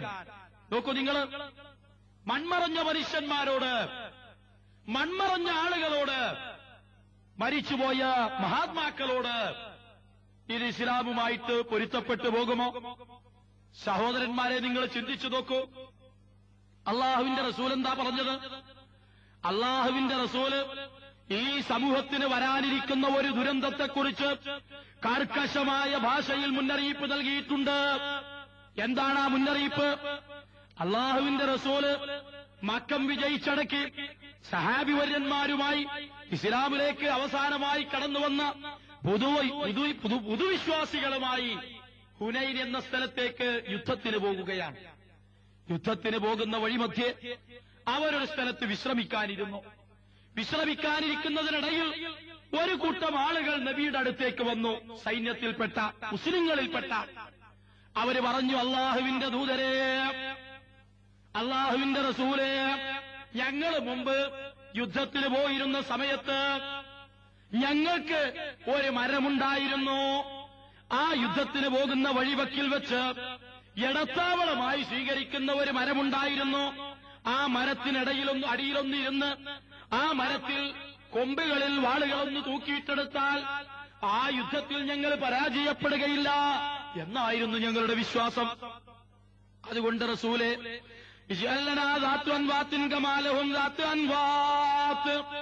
ആ മരത്തിന്റെ പേര് ദാത്ത് അൻവാത്ത് എന്നായിരുന്നു. അതുപോലെ ഒരു മരം ഞങ്ങൾക്കും തായോ. എന്താ അള്ളാന്റെ റസൂലിനോട് സഹാബികൾ പറഞ്ഞത്? അതുപോലെ ബർക്കത്തെടുക്കാൻ ഒരു മരം, അള്ളേടത് വിചാരിച്ചിട്ടല്ല, ബർക്കത്തെടുക്കാൻ. ആ മരം പടച്ചവനാണെന്നല്ല, ബർക്കത്തെടുക്കാൻ ഒരു മരം ഞങ്ങൾക്കും തായോ. എന്താണ് നബി പറയേണ്ടത്? നബിയുടെ മുഖം ചുവന്നു, അവിടുത്തെ കണ്ണുകൾ ചുവന്നു, അവിടുത്തെ ശബ്ദം ഉച്ചത്തിലായി. റസൂലുള്ള പറഞ്ഞു, സുബ്ഹാനല്ലാഹ്, അല്ലാഹു പരിശുദ്ധനാണ്. നിങ്ങൾ എന്നോട് പറയുന്നത് എന്താണ്? മൂസാ നബിയോട് മൂസാ നബിയുടെ സമുദായം പറഞ്ഞതുപോലെയാണ് നിങ്ങൾ എന്നോട് ആവശ്യപ്പെടുന്നത്. എന്താണ് മൂസാ നബി അലൈഹി ഇസ്ലാമിനോട് സമുദായം പറഞ്ഞത്? എന്താണ് പറഞ്ഞത്? അവര് സീനാ മരുഭൂമിയിൽ ചുറ്റിക്കറങ്ങിക്കൊണ്ടിരിക്കുന്നതിനിടയിൽ പശുക്കളെ ആരാധിക്കുന്ന ഒരു സമൂഹത്തെ അവർ കണ്ടുമുട്ടി. അത് കണ്ടപ്പോ ഇവർക്ക് തോന്നി, കാണപ്പെടുന്ന പൂജകൾ ചെയ്യാവുന്ന ഒരാളെ കിട്ടണം. കണ്ണിൽ കാണുന്ന പടച്ചവനെ നമ്മൾ കാണുന്നില്ലല്ലോ, കണ്ണിൽ കാണുന്ന ആളുകൾക്കാണ് ഇവർ ഈ പശുക്കളെ ആരാധിക്കുന്നത്. ഞങ്ങൾക്കും അതുപോലെ കാണപ്പെടുന്ന ദൈവങ്ങളെ കിട്ടിയാൽ തരക്കേടില്ല. അവർ മൂസാ നബിയുടെ അടുത്ത് വന്നു.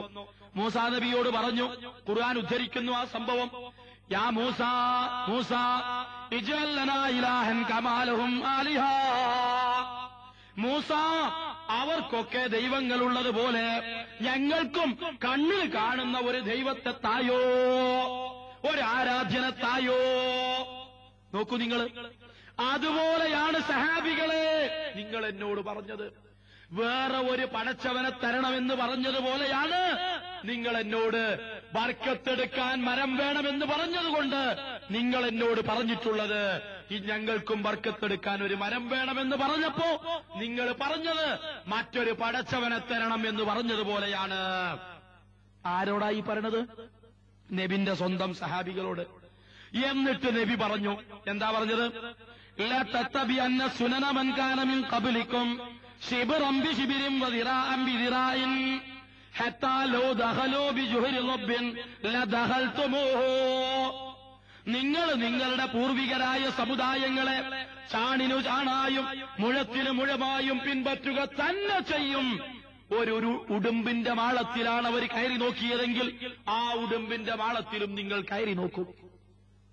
ആരോടാണ് ഈ പറഞ്ഞത്? റസൂലുള്ളാഹിന്റെ മുസ്ലിങ്ങളോട്. റസൂലുള്ള മുസ്ലിങ്ങളോടാണ് ഈ പറഞ്ഞത്. നിങ്ങൾ നിങ്ങളുടെ പൂർവികരെ ചാണിനു ചാണായും മുഴത്തിനു മുഴമായും പിൻപറ്റും. അപ്പോൾ റസൂലുള്ളയോട് ചോദിച്ചു, ആരെയാണ് റസൂലുള്ള ഉദ്ദേശിക്കുന്നത്? ജൂതന്മാരെയും നസ്രാക്കളെയും. അവരെ ചാണിനു ചാണായും മുഴത്തിനു മുഴമായും നിങ്ങൾ പിൻപറ്റും. ഉടുമ്പിന്റെ മാളത്തിൽ കടന്ന ഉടുമ്പിന്റെ മാളത്തിൽ ഉടുമ്പ് കടന്നാൽ അവിടെയും അവർ കടന്നാൽ അവിടെയും നിങ്ങൾ കടന്നു നോക്കും. എന്താ റസൂലുള്ള ഉടുമ്പിന്റെ മാളം എന്ന് പറയാൻ കാരണം? എന്താ ഉടുമ്പിന്റെ മാളത്തിന്റെ പ്രത്യേകത? രണ്ട് കാര്യമുണ്ട്. ഒന്ന്, ഉടുമ്പിന്റെ മാളം പുറത്തു നിന്ന് നോക്കുമ്പം ഒരു വഴി, അകത്തേക്ക് കടന്നാൽ ഏതു വഴിക്കാണ് ഉടുമ്പ് പോയിട്ടുള്ളത് എന്ന് കാണാൻ കഴിയില്ല. ഒരുപാട് വഴികള്. അതുമാതിരി ഇസ്ലാം മുസ്ലിങ്ങൾ പല വഴിക്ക് പല രൂപത്തിൽ പോയിക്കൊണ്ടിരിക്കും. രണ്ടാമത്തതോ ഉടുമ്പാണ് മാളമുണ്ടാക്കുക. പക്ഷേ ആ ഉടുമ്പിനെ അതിൽ താമസിപ്പിക്കാൻ അധിക ജന്തുക്കൾ സമ്മതിക്കൂല. അതിൽ പാമ്പ് കയറിക്കൂടും, മറ്റുള്ള ജന്തുക്കൾ കയറിക്കൂടും. അങ്ങനെ ഉടുമ്പിനെ അതിന്റെ ഉള്ളിൽ നിന്നാണ് പുറത്താക്കും. എന്നതുപോലെ ആരാനുണ്ടാക്കിയ മാളത്തിൽ മുസ്ലിങ്ങളെ നിങ്ങൾ കയറിക്കൂടും എന്ന് റസൂലുള്ള പ്രവചിച്ചു കഴിഞ്ഞിരിക്കുന്നു. ഇപ്പൊ എവിടെത്തി മുസ്ലിം സമൂഹം? ജൂതന്മാരും നസറാക്കളും ഏതൊരു വഴി കടന്നുപോയോ അതിലെ നിങ്ങൾ ചാണിന് ചാണായും മുഴത്തിന് മുഴമായും പിൻപറ്റും. അതേ നബി സഹാബികളോട് പറഞ്ഞു, സഹാബികളെ നിങ്ങളിൽ നിന്ന് ശിർക്ക് വരൂലട്ടോ, നിങ്ങളിൽ നിന്ന്. അതേസമയം വരാനിരിക്കുന്ന മുസ്ലിങ്ങളെ കുറിച്ചാണ് റസൂലുള്ള പറഞ്ഞത്, തത്തബി അന്ന, നിങ്ങൾ പിൻപറ്റുക തന്നെ ചെയ്യും. നിങ്ങൾ പിൻപറ്റുക തന്നെ ചെയ്യും. സുനനമൻ കാന മിൻ ഖബലിക്കും, നിങ്ങളുടെ മുമ്പുള്ളവരുടെ ചര്യകൾ ആ പിൻപറ്റുമെന്ന് പറഞ്ഞത്. സഹോദരന്മാരെ, ഇന്നത്തെ മുസ്ലിം സമൂഹത്തെക്കുറിച്ച് ആലോചിക്കുക. അള്ളാഹുവിന്റെ റസൂല് ഏതൊരു കാര്യമാണോ മുൻകഴിഞ്ഞ സമൂഹം ചെയ്യുന്നത് അത് നിങ്ങളും ചെയ്യുമെന്ന് പ്രവചിച്ചത്, മുന്നറിയിപ്പ് നൽകിയത് ഇവിടെ മുസ്ലിങ്ങളിൽ പുലർന്നതായി നാം കാണുന്നു. റസൂലുള്ള ആയിഷാ ബീവിയുടെ, നമ്മുടെ ഉമ്മയുടെ മടിയിൽ തലവെച്ച് കിടക്കുകയാണ്. റസൂലുള്ളയുടെ ഭാര്യയുടെ നബി സല്ലല്ലാഹു അലൈഹി വസല്ലമ പനിച്ചു വരച്ചുകൊണ്ടിരിക്കുകയാണ്. ആ സമയത്ത് നബി സല്ലല്ലാഹു അലൈഹി വസല്ലമ ശ്വാസം തിക്കിക്കൊണ്ടിരിക്കുന്നതിനിടയിൽ പുതപ്പ് മുഖത്തുനിന്ന് വലിച്ചു മാറ്റിക്കൊണ്ട് പറഞ്ഞു, ലഅനല്ലാഹുൽ യഹൂദ വന്നസ്വാറ ഇത്തഖദു ഖുബൂർ അംബിയാഇഹിം മസാജിദ. ജൂതന്മാരെയും നസറാക്കളെയും അല്ലാഹു ശപിക്കാനുള്ള കാരണം അവരുടെ പൂർവികരുടെ ഖബറുകൾ ആരാധനാലയങ്ങളാക്കി അവിടെ പൂജകളും വഴിപാടുകളും നടത്തി. ഇത് പറഞ്ഞുകൊണ്ട് ആയിഷ റളിയല്ലാഹു അൻഹ പറഞ്ഞത്, റസൂലുള്ളാഹ് സ്വന്തം ഉമ്മത്തികളോട് അത് വിരോധിക്കുകയായിരുന്നു. സഹോദരന്മാരെ, നമ്മൾ ആലോചിച്ചു നോക്കൂ. സാധാരണ ചില ആളുകൾ പറയാറുണ്ട്, റസൂലുള്ളാഹ് അമുസ്ലിങ്ങളുടെ ഖബറുകളാണ് പൂജിക്കരുതെന്ന് പറഞ്ഞത് എന്ന്. ഇവിടെ റസൂലുള്ളാഹ് പറഞ്ഞത് എന്താണ്? ഇത്തഖദു ഖുബൂറ അംബിയാഇഹിം മസാജിദ. അംബിയാക്കന്മാരുടെ ഖബറുകളെ ആരാധനാലയങ്ങളാക്കി. അത് നിങ്ങൾ പിന്തുടരുമെന്നാണ്, അത് പിന്തുടരുമെന്നാണ് റസൂലുള്ളാഹ് മുൻകാല സമുദായങ്ങളെ നിങ്ങൾ പിന്തുടരുമെന്ന് പ്രവചിച്ചതിന്റെ താല്പര്യമെന്ന് നമ്മൾ മനസ്സിലാക്കുക. അപ്പോൾ നമ്മൾ നമ്മുടെ സമൂഹത്തെക്കുറിച്ച് ആലോചിച്ചു നോക്കൂ. മുസ്ലിങ്ങളും ഇന്നത്തെ ഖബറും തമ്മിലുള്ള ബന്ധമെന്താണ്? ഇസ്ലാമും ഖബറും തമ്മിലുള്ള ബന്ധമെന്താണ്? ഇസ്ലാമും ഖബറും തമ്മിൽ രണ്ട് ബന്ധമാണുള്ളത്. ഒന്ന്, വസ്അലൂലഹു തസ്ബീത്ത്. ആ ഖബറാളിക്ക് വേണ്ടി നിങ്ങൾ അല്ലാഹുവിനോട് പ്രാർത്ഥിക്കുക. അതിനുവേണ്ടി നിങ്ങൾക്ക് ഖബർ സിയാറത്ത് ചെയ്യാം, പുണ്യമുള്ള കാര്യമാണ്. ഉപ്പയുടെ, ഉമ്മയുടെ, ജ്യേഷ്ഠന്റെ, അനിയന്റെ, സഹോദരന്റെ, സ്നേഹിതന്റെ, കൂട്ടുകുടുംബങ്ങളുടെ ആരുടേതും നിങ്ങൾക്ക് സിയാറത്ത് ചെയ്യാം. എന്തിന്? അയാൾക്ക് വേണ്ടി പ്രാർത്ഥിക്കുവാൻ, അയാൾക്ക് വേണ്ടി പ്രാർത്ഥന നടത്താൻ. രണ്ടാമത്തെ ഉദ്ദേശം എന്താണ്? തുദക്കിറുക്കുമുൽ ആഖിറ. പരലോകത്തെക്കുറിച്ച് നിങ്ങൾക്കത് ഓർമ്മപ്പെടുത്തും. ഏത്? ഖബറിനടുത്ത് ചെല്ലുമ്പോ, പടച്ചവനെ, ഇതുപോലെ എന്നെപ്പോലെ ചെത്തിമിനിക്ക് നടന്നിരുന്ന മനുഷ്യനാണല്ലോ ഇയാൾ, എത്ര സുഖമായി ജീവിച്ചവനാണ് ഇയാൾ, നല്ല ഭാര്യ, നല്ല കുഞ്ഞുങ്ങള്, നല്ല കെട്ടിടം, നല്ല വീട്, നല്ല വാഹനം, ഇഷ്ടം പോലെ ചങ്ങാതിമാരും സേവകന്മാരും.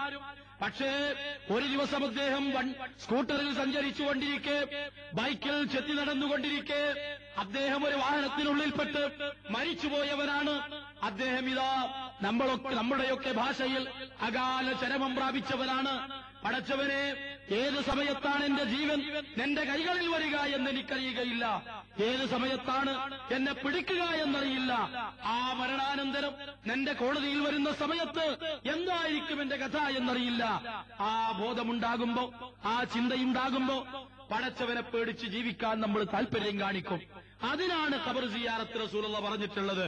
ഈ രണ്ട് ബന്ധമല്ലാത്ത ഒരു ബന്ധം, മൂന്നാമത്തെ ഒരു ബന്ധം ഇസ്ലാമും ഖബറും തമ്മിലില്ല എന്ന് നമ്മൾ മനസ്സിലാക്കേണ്ടതുണ്ട്. പക്ഷേ മുസ്ലിം സഹോദരന്മാർ ആഗ്രഹങ്ങൾ പൂവണിയുവാനും ആശകൾ സഫലമാകുവാനും ജീവിതത്തിലെ പ്രതിസന്ധികളിൽ നിന്ന് തരണം ചെയ്യുവാനും വിമൽസന്ധികളിൽ നിന്ന് രക്ഷപ്പെടുവാനും മൺമറഞ്ഞ മഹാത്മാവിന്റെ മുമ്പിൽ പോയി പ്രാർത്ഥിക്കുന്ന ദുരവസ്ഥ, കൊടും ശിർക്കാണ് ഇന്ന് നാം സമൂഹത്തിൽ കണ്ടുകൊണ്ടിരിക്കുന്നത്. നിങ്ങൾക്കറിയുമോ, നമ്മുടെ പ്രവാചകൻ, ലോകത്തിന്റെ പ്രവാചകൻ മക്കം വിജയിച്ചടക്കി കഅബാലയത്തിനുള്ളിലേക്ക് കയറി. കഅബാലയത്തിന്റെ താക്കോല് വാങ്ങി വാതിൽ തുറന്ന് കഅബാലയത്തിനുള്ളിലേക്ക് കയറി. റസൂലുള്ളാഹ് കഅബാലയത്തിനുള്ളിലുണ്ടായിരുന്ന ഇബ്രാഹീമിന്റെ, ഇസ്മായിലിന്റെ, ലാത്തയുടെ, ഉസ്സയുടെ വിഗ്രഹങ്ങൾ തച്ചുടച്ചു. തച്ചുടച്ചതിന് ശേഷം റസൂലുള്ളാഹ് പറഞ്ഞു, ജഅൽ ഹഖു വസഹഖൽ ബാത്തിലു ഇന്നൽ ബാത്തില കാന സഹൂഖാ. സത്യം വന്നെത്തി കഴിഞ്ഞിരിക്കുന്നു, അസത്യം പരാജയപ്പെട്ട് കഴിഞ്ഞിരിക്കുന്നു. ആ ആയത്തോതിക്കൊണ്ട് റസൂലുള്ളാഹിയും സഹാബികളും കഅബാലയത്തിനുള്ളിലുണ്ടായിരുന്ന വിഗ്രഹങ്ങൾ മുഴുവൻ പുറത്തേക്ക് വലിച്ചെറിഞ്ഞു. അതിനുശേഷം അലി റളിയല്ലാഹു അൻഹുവിനെ വിളിച്ചു. ആരാണ് അലി? അലി റളിയല്ലാഹു അൻഹു? സൈഫുല്ലാഹ്, അസദുല്ലാഹ്, അല്ലാഹുവിന്റെ ഖഡ്ഗം, അല്ലാഹുവിന്റെ സിംഹം എന്ന പേരിൽ അറിയപ്പെടുന്ന അലി റളിയല്ലാഹു അൻഹു. ആ അലി റളിയല്ലാഹു അൻഹുവിനെ വിളിച്ചിട്ട് പറഞ്ഞു, അലി, നിന്നെ ഞാനൊരു കാര്യം ഏൽപ്പിക്കുകയാണ്. അറേബ്യയിൽ ഒരൊറ്റ വിഗ്രഹങ്ങളെ നീ തച്ചുടക്കാതെ വിടരുത്. ഒരു വിഗ്രഹവും തച്ച് നിരപ്പാക്കാതെ വിടരുത്.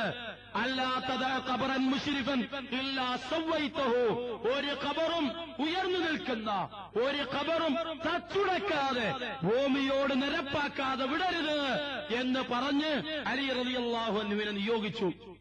അലി പിൽക്കാലത്ത് മറ്റു ചില ആളുകളെയും അതിന് നിയോഗിച്ചു. റസൂലുള്ളാഹ് തച്ചുടക്കാൻ പറഞ്ഞ ഖബർ, റസൂലുള്ളാഹ് ഭൂമിയോട് നിരപ്പാക്കാൻ പറഞ്ഞ ഖബർ മുസ്ലിങ്ങളുടേതോ അമുസ്ലിങ്ങളുടേതോ വ്യത്യാസമില്ലായിരുന്നു. ആ സമുദായമാണ് ഇന്ന് ഖബറിന്റെ മുമ്പിൽ പോയി സുജൂദ് ചെയ്യുന്നത്, ഖബറിന്റെ മുമ്പിൽ പോയി പൂജിക്കുന്നത്, അവിടെ നിന്ന് വെളിച്ചെണ്ണ വാങ്ങി കുടിക്കുന്നത്, അവിടെ നിന്ന് നൈവേദ്യങ്ങൾ സ്വീകരിക്കുന്നത്, അവിടെ പൂജാകർമ്മങ്ങൾ ചെയ്യുന്നത്. സഹോദരന്മാരെ, നാം എവിടെയെത്തി? നമ്മൾ എവിടെയെത്തി? നമ്മൾ ആലോചിക്കേണ്ടതാണിത്. അള്ളാഹുവിന്റെ റസൂല് പറഞ്ഞു, അല്ലാഹുമ്മ ലാ തജ്അൽ ഖബരി വസനൻ യുഅബദ്. നാഥാ, എന്റെ ഖബറിനെ ആരാധിക്കപ്പെടുന്ന വിഗ്രഹമാക്കരുത് തമ്പുരാനെ. നാഥാ, എന്റെ ഖബറിനെ ആരാധിക്കപ്പെടുന്ന വിഗ്രഹമാക്കരുതേ. സഹോദരന്മാരെ, എന്താണ് റസൂലുള്ളാഹ് ആരാധിക്കപ്പെടുന്ന ഖബറിന് നൽകിയ പേര്? വസന്, ബിംബം, വിഗ്രഹം. പൂജ ചെയ്യപ്പെടുന്ന ഖബറിന് നബി നൽകിയ പേര് വിഗ്രഹം എന്നാണ്. എന്നിട്ട് നബി പറഞ്ഞു, ലാ തഖൂമു സ്സാഅ ഹത്താ യുഅബദുൽ ലാത്ത വഉസ്സ. ലാത്തയെയും ഉസ്സയെയും സമുദായം ആരാധിക്കുന്നത് വരെ ഖിയാമം സംഭവിക്കുകയില്ല.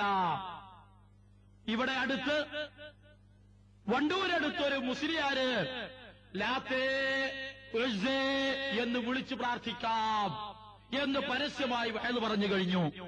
എന്താണ് ഈ പറഞ്ഞത്? അല്ലാഹുവില്ലാത്ത മഹാത്മാക്കളായിരുന്നു ലാത്തയും ഉസ്സയും, അവരെ ആരാധിക്കരുതെന്ന് റസൂലുള്ളാഹ് പറഞ്ഞു. പക്ഷേ ഇവിടെ പുരോഹിതന്മാർ പറയുന്നത് അവർ ഔലിയാക്കന്മാരാണെങ്കിൽ അവരോടും പ്രാർത്ഥിക്കാമെന്നതാണ്. നോക്കൂ നിങ്ങൾ, ഇസ്ലാമില് ഖബർ ഒരു ചാണുയർത്താനേ പാടുള്ളൂ. ഏറി വന്നാൽ അതിനപ്പുറം ഉയർത്താൻ പാടില്ല, സിമന്റ് ഇടാൻ പാടില്ല, പേരെഴുതി വെക്കാൻ പാടില്ല, കുമ്മായമിടാൻ പാടില്ല, വിളക്ക് വെക്കാൻ പാടില്ല. മുസ്ലിങ്ങൾ ഈ പണി മുഴുവനും ചെയ്തുകൊണ്ടിരിക്കുന്നു, ബർക്കത്തെടുക്കുന്നു, പ്രാർത്ഥിക്കുന്നു. ഒരു പക്ഷേ മുസ്ലിം സഹോദരന്മാര് അള്ളാഹുവിനേക്കാൾ ഭയപ്പെടുന്നത് മരിച്ചുപോയ മഹാത്മാക്കളെയാണ്. ആലോചിച്ചു നോക്കൂ നിങ്ങൾ. وَمِنَ النَّاسِ مَن يَتَّخِذُ مِن دُونِ اللَّهِ أَندَادًا يُحِبُّونَهُمْ كَحُبِّ اللَّهِ وَالَّذِينَ آمَنُوا أَشَدُّ حُبًّا لِلَّهِ. ജനങ്ങളിലുണ്ടൊരു കൂട്ടം ആളുകൾ, അവര് അള്ളാഹുവിനെ സ്നേഹിക്കുന്നത് പോലെ മറ്റുള്ള പങ്കാളികളെ സ്നേഹിക്കുന്നു. സത്യവിശ്വാസികൾ അള്ളാഹുവിനെയാണ് ഏറ്റവും കൂടുതൽ സ്നേഹിക്കുന്നത്. ആ സ്നേഹം ഇന്ന് ആരോടാ? മരിച്ചവരോട്. നോക്കൂ നിങ്ങൾ, ആ സ്നേഹം എന്ന് മാത്രമല്ല, മനുഷ്യന്മാര് മുസ്ലിങ്ങളും ഏറ്റവും കൂടുതൽ ഭയപ്പെടുന്നത് പടച്ചവനെയല്ല, മരിച്ചുപോയവരെയാണ്. മരിച്ചുപോയവരെ അല്ലാഹു ഖുർആനിൽ പറഞ്ഞു, വഇദാ ദുക്കിറല്ലാഹു വഹദഹു ഇശ്മഅസ്സത്ത് ഖുലൂബുൽ ലദീന ലാ യുഅ്മിനൂന ബിൽ ആഖിറ വഇദാ ദുകിറൽ ലദീന മിൻ ദൂനിഹി ഇദാ ഹും യസ്തബ്ശിറൂൻ. അല്ലാഹുവിനെ മാത്രം എന്ന് പറയപ്പെട്ടാൽ പരലോകത്തിൽ വിശ്വാസമില്ലാത്തവരുടെ മനസ്സിലതാ ഒരു വെറുപ്പ്, ഒരു മുഷിപ്പ്, ഒരു വിമ്മിഷ്ടം, ഒരു വൈക്ലഭ്യം. അതേസമയം വൈദാ ദുകിറൽ ലദീന മിൻ ദൂനിഹി, പടച്ചവനല്ലാത്ത മഹാത്മാക്കളെക്കുറിച്ച്, പങ്കാളികളെക്കുറിച്ച് പറയപ്പെടുന്നതായിരിക്കുന്ന സമയത്ത് ഇദാഹും യസ്തബ്ശിറൂൻ, അവർ സന്തോഷിക്കുകയായി, അവർ പുഞ്ചിരിക്കുകയായി. അല്ലാഹുവിനെ മാത്രം എന്ന് പറയപ്പെടുമ്പോ ഒരു വെറുപ്പ്. ആ വെറുപ്പ് തന്നെയാണ് അള്ളാഹുവിനെ മാത്രം ആരാധിക്കണമെന്ന് പറയുമ്പോ ഇന്നും സമുദായത്തിലുള്ളത്. ചിന്തിച്ചു നോക്കൂ, മുസ്ലിം സഹോദരന്മാര് അള്ളാഹുവിനെയാണോ ഭയപ്പെടുന്നത്, അതോ മരിച്ചുപോയവരെയോ? ഞാൻ ഒന്ന് രണ്ട് ഉദാഹരണം പറയാം. ഒരു മനുഷ്യൻ ഒളവുണ്ടാക്കി അള്ളാഹുവിന്റെ മുമ്പിൽ അല്ലാഹു അക്ബർ, എന്താണ് ആ വാക്യത്തിന്റെ അർത്ഥം? അള്ളാഹുവേ, ഉന്നതനായ നാഥാ, നീയാണ് ഏറ്റവും വലിയവൻ എന്ന് പറഞ്ഞ് കൈകെട്ടുന്നു. എന്നിട്ട് അയാൾ പറയുന്നത് എന്താണ്? എന്റെ ജീവിതവും മരണവും എന്റെ നമസ്കാരവും നോമ്പും എല്ലാം എല്ലാം എല്ലാം നിനക്കാണ് പടച്ചവനെ എന്ന് പറഞ്ഞ് നമസ്കരിക്കണം ഇവൻ. പക്ഷേ ഇവിടെ സംഭവിക്കുന്നത് എന്താ? അള്ളാന്റെ മുമ്പിൽ നടത്തുന്ന മുനാജാത്താണ് നമസ്കാരം. ഈ ലോകത്തിന്റെ നാഥന്റെ മുമ്പിൽ നടത്തുന്ന മുനാജാത്താണ്. ഈ ലോകത്തിന്റെ രക്ഷിതാവിന്റെ മുമ്പിലാണ് ഞാൻ നിൽക്കുന്നത് എന്ന ബോധമുണ്ടാകേണ്ട ഞാന് എങ്ങനെയാ നിസ്കരിക്കുന്നത്? കൈ കെട്ടുമ്പോ എനിക്ക് ഓർമ്മ ഉണ്ടാവും ഞാൻ നിസ്കരിക്കുകയാണ്. പിന്നെ ഞാൻ നമസ്കരിക്കുകയായിരുന്നു എന്ന ഓർമ്മ സലാം കൂട്ടുമ്പോഴാണ് ഉണ്ടാകല്. അതിന്റെ ഇടയ്ക്ക് പിന്നെ എന്റെ പണി എന്താ? കച്ചവടക്കാരനാണെങ്കിൽ ഞാൻ എന്റെ കച്ചവടത്തിന്റെ കണക്ക് കൂട്ടും.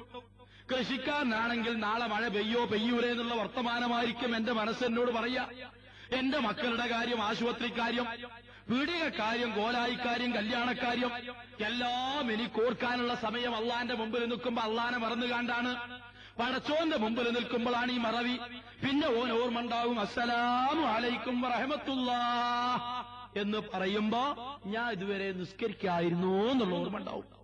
ആരെ മുമ്പിലായി നിൽക്കണത്? പടച്ചോന്റെ മുമ്പില്. ഓന്റെ പേടി നോക്കി നിങ്ങള്, അവന്റെ ഭയം നോക്കൂ നിങ്ങള്. അയാളുടെ ശ്രദ്ധയൊന്നറിയണ്ടേ? ഇമാമും ജമാഅത്തുമായിട്ട് നമസ്കാരം കഴിഞ്ഞാല് ഇമാമ് പെട്ടെന്ന് എഴുന്നേറ്റത് ചോദിക്കാണ്, അല്ല അബൂബക്കറാക്ക, എന്താണ് ഞാൻ ഇന്ന് ഒന്നാമത്തെ സൂറത്ത് റക്അത്തിൽ ഓതിയ സൂറത്തിന്റെ പേരൊന്ന് പറഞ്ഞാണീ? അയാള് പറയും, സാധാരണ നിങ്ങൾ കുൽവല്ലാഹു ഓതല്, ഇന്നും നിങ്ങളത് ഓതിയിട്ടുണ്ടാവും. എന്താ കാരണം? ഇയാള് പടച്ചോന്റെ മുമ്പിലാ നിൽക്കുന്നത്. അയാൾക്ക് എന്താണ് പറയണത്, ആരെ മുമ്പിലാ നിൽക്കുന്നുള്ള ബോധമല്ല, പേടിയില്ല.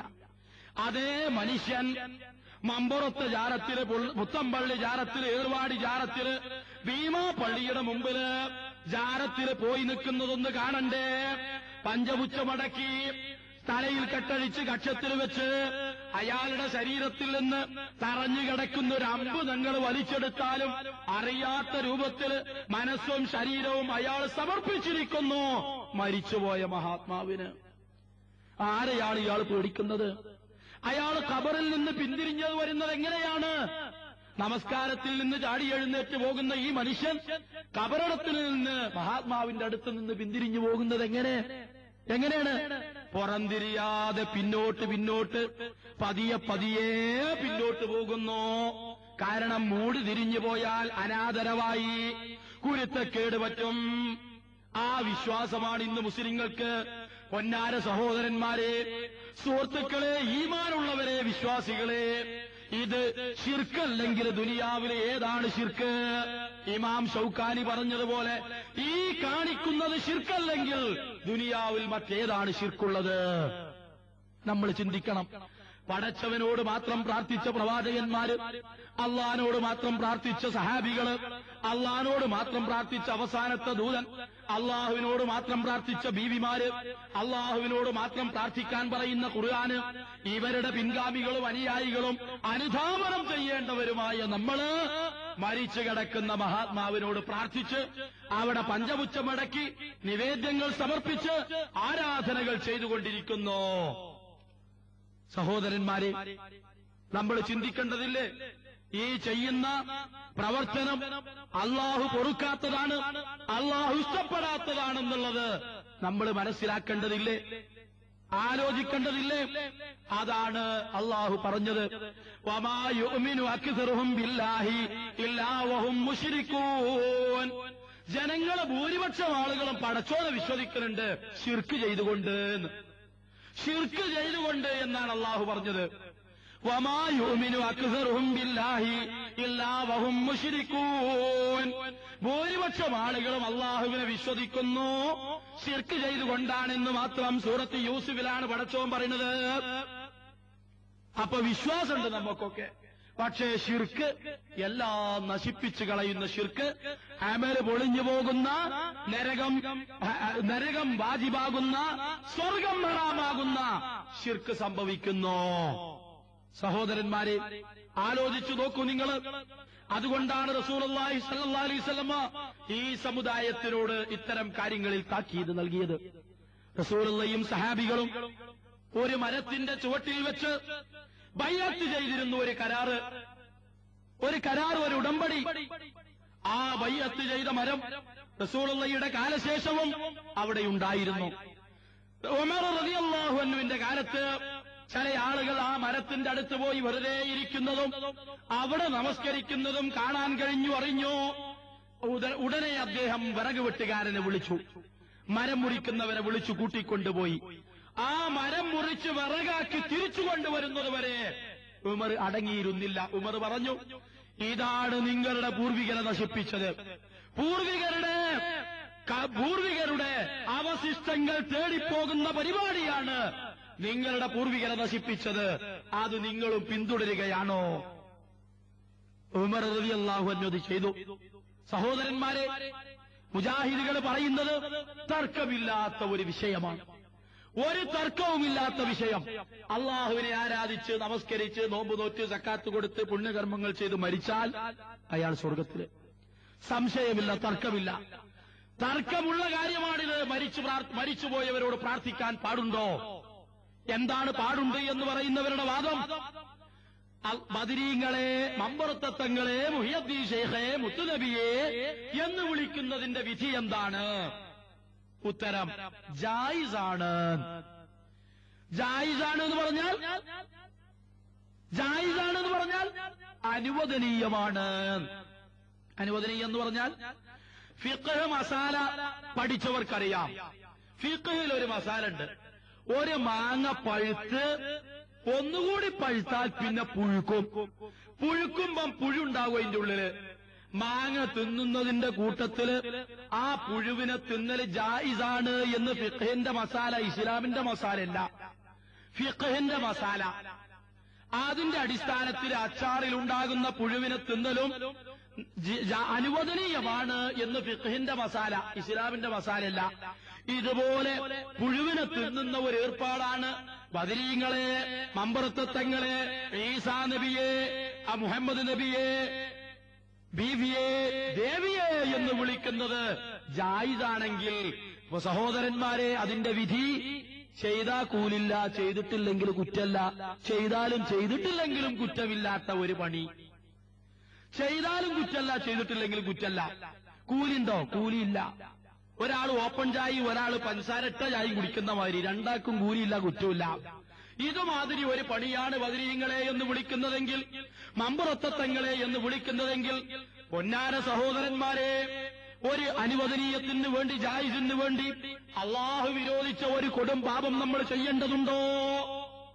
എന്നാൽ മുജാഹിദുകൾ വിളിക്കുന്നത് പ്രവാചകന്മാരുടെ മാർഗത്തിലേക്കാണ്, ഖുർആനിന്റെ വഴിയിലേക്കാണ്, സഹാബിമാരുടെ വഴിയിലേക്കാണ്, ബീവിമാരുടെ വഴിയിലേക്കാണ്, ഔലിയാക്കന്മാരുടെ വഴിയിലേക്കാണ്, അള്ളാഹുവിനോട് മാത്രമുള്ള പ്രാർത്ഥന. നോക്കൂ നിങ്ങൾ, തർക്കമില്ലാത്ത കാര്യമാണിത്. ഇവിടെ ഈ സ്റ്റേജിൽ 2 ഗ്ലാസ് വെള്ളമിരിക്കുന്നു എന്ന് വിചാരിക്കുക. 2 ഗ്ലാസ് വെള്ളം, നിറയെ വെള്ളമുള്ള 2 ഗ്ലാസ്. ഒരാൾ ഓടിക്കതച്ചു വരുന്നു, ദാഹിച്ചു വലഞ്ഞ് വിവശനായ ഒരാള്. ഞാനും എന്റെ അടുത്തൊരു സഹോദരനുണ്ട്, അയാൾക്ക് വെള്ളം കുടിക്കണം. ഞങ്ങൾ രണ്ടുപേരും പറഞ്ഞു, സഹോദര, ഈ 1ാമത്തെ ഗ്ലാസ്സിലെ വെള്ളം പരിശുദ്ധമായതാണ്, നല്ല വെള്ളമാണ്, പച്ചവെള്ളമാണ്, വയറ് നിറച്ചു കുടിക്കാം, ദാഹം മാറ്റാം. അതേസമയം ഈ രണ്ടാമത്തെ ഗ്ലാസ്സിലെ വെള്ളം കുടിക്കരുത്. അത് വിഷം കലർന്നതാണ്, കുടിച്ചാൽ മരിച്ചു പോകും. അപ്പൊ എന്റെ അടുത്തുള്ള സഹോദരൻ പറയാണ്, അല്ല അതിലും വിഷമില്ല, അതും നീ കുടിച്ചു കൊടുക്ക്. സഹോദരന്മാരെ, ബുദ്ധിയുള്ള ഒരു മനുഷ്യൻ എന്താണ് ചെയ്യാ? ഞങ്ങൾ രണ്ടുപേരും വിഷമില്ല എന്ന് പറഞ്ഞ് ഒന്നാമത്തെ ഗ്ലാസ്സിലെ വെള്ളം വലിച്ചു കുടിക്കും. രണ്ടാമത്തെ ഗ്ലാസ്സിലെ സംശയമുള്ള വെള്ളം അയാൾ ഒഴിവാക്കും. സംശയമില്ലാത്ത കാര്യമാണ് അള്ളാഹുവിനോട് പ്രാർത്ഥിക്കുക എന്നത്, അള്ളാഹുവിനോട് ദുആയിരക്കുക എന്നത്. അയാൾക്ക് രക്ഷപ്പെടാം. ഇല്ലെങ്കിലോ നേരത്തെ പറഞ്ഞതുപോലെ അള്ളാഹുവിന്റെ റസൂല് വിരോധിച്ച ഖബറിൽ ചെന്ന് മരിച്ചുപോയ മഹാത്മാക്കളോട് പ്രാർത്ഥിക്കുന്നത് ഒരിക്കലും കരകയറാത്ത പാപമാണ്. ഒരിക്കൽ പോലും കരകയറാത്ത പാപമാണ്. നിങ്ങൾക്കറിയുമോ അള്ളാഹു പരിശുദ്ധ ഖുർആനിൽ പറഞ്ഞത്? നമ്മൾ വിചാരിക്കുന്നുണ്ടോ ഈ മഹാത്മാക്കളെ നമ്മൾ വിളിക്കുന്നത് പരലോകത്ത് അവർ നമ്മളെ രക്ഷപ്പെടുത്തുമെന്ന് വിചാരിച്ചിട്ടാ? എന്താ നമ്മൾ കൂട്ടുന്ന പരലോകം? നമ്മൾ കണക്ക് കൂട്ടുന്ന പരലോകം എന്താണ്? കൈക്കൂലി കൊണ്ട് രക്ഷപ്പെടുന്ന, സ്വാധീനം ചെലുത്തി രക്ഷപ്പെടാവുന്ന ലോകമാണ് പരലോകം എന്നാണോ? അല്ല. നിങ്ങൾ ആലോചിക്കും, എന്തിനാണ് നമ്മൾ ഇവരോട് പറയുന്നത്, മൊയ്തീൻ ശൈഖിനോട് പരലോകത്തുനിന്ന് രക്ഷപ്പെടാൻ, ശുപാർശ കിട്ടാൻ? സഹോദരന്മാരെ, നമ്മൾക്കത് കിട്ടുമോ? നിങ്ങൾ ആലോചിച്ചു നോക്കൂ. അള്ളാഹു പരിശുദ്ധ ഖുർആനിൽ പറഞ്ഞു, വത്തഖൂ യൗമൻ ലാ തജ്സി നഫ്സുൻ അൻ നഫ്സിൻ ശൈആ വലാ യുഖ്ബലു മിൻഹാ ശഫാഅത്തുൻ വലാ യുഖദു മിൻഹാ അദ്ലുൻ വലാ ഹും യുൻസറൂൻ. ഒരു ദിവസത്തെ നിങ്ങൾ സൂക്ഷിക്കണം, ഒരു ദിവസത്തെ നിങ്ങൾ സൂക്ഷിക്കണം. അന്ന് ഒരാളുടെയും ശുപാർശ സ്വീകരിക്കുകയില്ല, ഒരാൾക്കും ഒരു ഉപകാരവും ചെയ്യാൻ കഴിയുകയില്ല, ഒരു പ്രായശ്ചിത്തവും സ്വീകരിക്കുകയില്ല. ആ ദിവസത്തെ നിങ്ങൾ സൂക്ഷിക്കണം. അന്നും കിട്ടും നമ്മൾക്ക് ശുപാർശ ചെയ്യുമെന്ന് വിചാരിച്ച് നമ്മൾ ഈ മരിച്ചു പോയവരോട് പ്രാർത്ഥിക്കാം. നോക്കൂ നിങ്ങൾ, ശുപാർശല്ല, കൈക്കൂലില്ല, പ്രായശ്ചിത്തമില്ല, ഒരാൾക്കും ഒരാളും സഹായിക്കാൻ കഴിയില്ല. നമ്മളൊക്കെ കൂട്ടരെ വയലു കേൾക്കുന്നവരല്ലേ? നമ്മൾ ആൾക്കാർ പറഞ്ഞിരുന്നത് മഹ്ശറമുറ്റത്ത് കോടാനുകോടി മനുഷ്യന്മാര് കഴുത്തറ്റം വിയർപ്പിൽ മുങ്ങിത്താണുകൊണ്ടിരിക്കുന്ന സമയത്ത് ഓരോരുത്തര് കൂട്ടം കൂട്ടമായി എല്ലാവരും ആദം നബിയുടെ അടുത്ത് ചെല്ലും. ആദം നബിയെ വിചാരണക്കെടുക്കാൻ പറയണം, ഞങ്ങൾക്ക് മതിയായി, ഞങ്ങൾ സഹിക്കുന്നതിലപ്പുറമായി. അപ്പൊ ആദം നബി പറയും, നഫ്സി നഫ്സി നഫ്സി നഫ്സി നഫ്സിയാ. എന്റെ കാര്യം എന്താണെന്ന് എനിക്കറിയില്ല, ഞാൻ പഴം തിന്നവനാണ്, പടച്ചവൻ വിലക്കിയ കനി തിന്നവനാണ്. നൂഹ് നബിയുടെ അടുത്തേക്ക് പോവുക, അവിടെ നമ്മൾ ചെല്ലും, അടുത്ത നബിയുടെ അടുത്ത് ചെല്ലും, ആരും നമ്മളെ സഹായിക്കാനില്ല. അവസാനം റസൂലുള്ളാന്റെ അടുത്ത് വരും.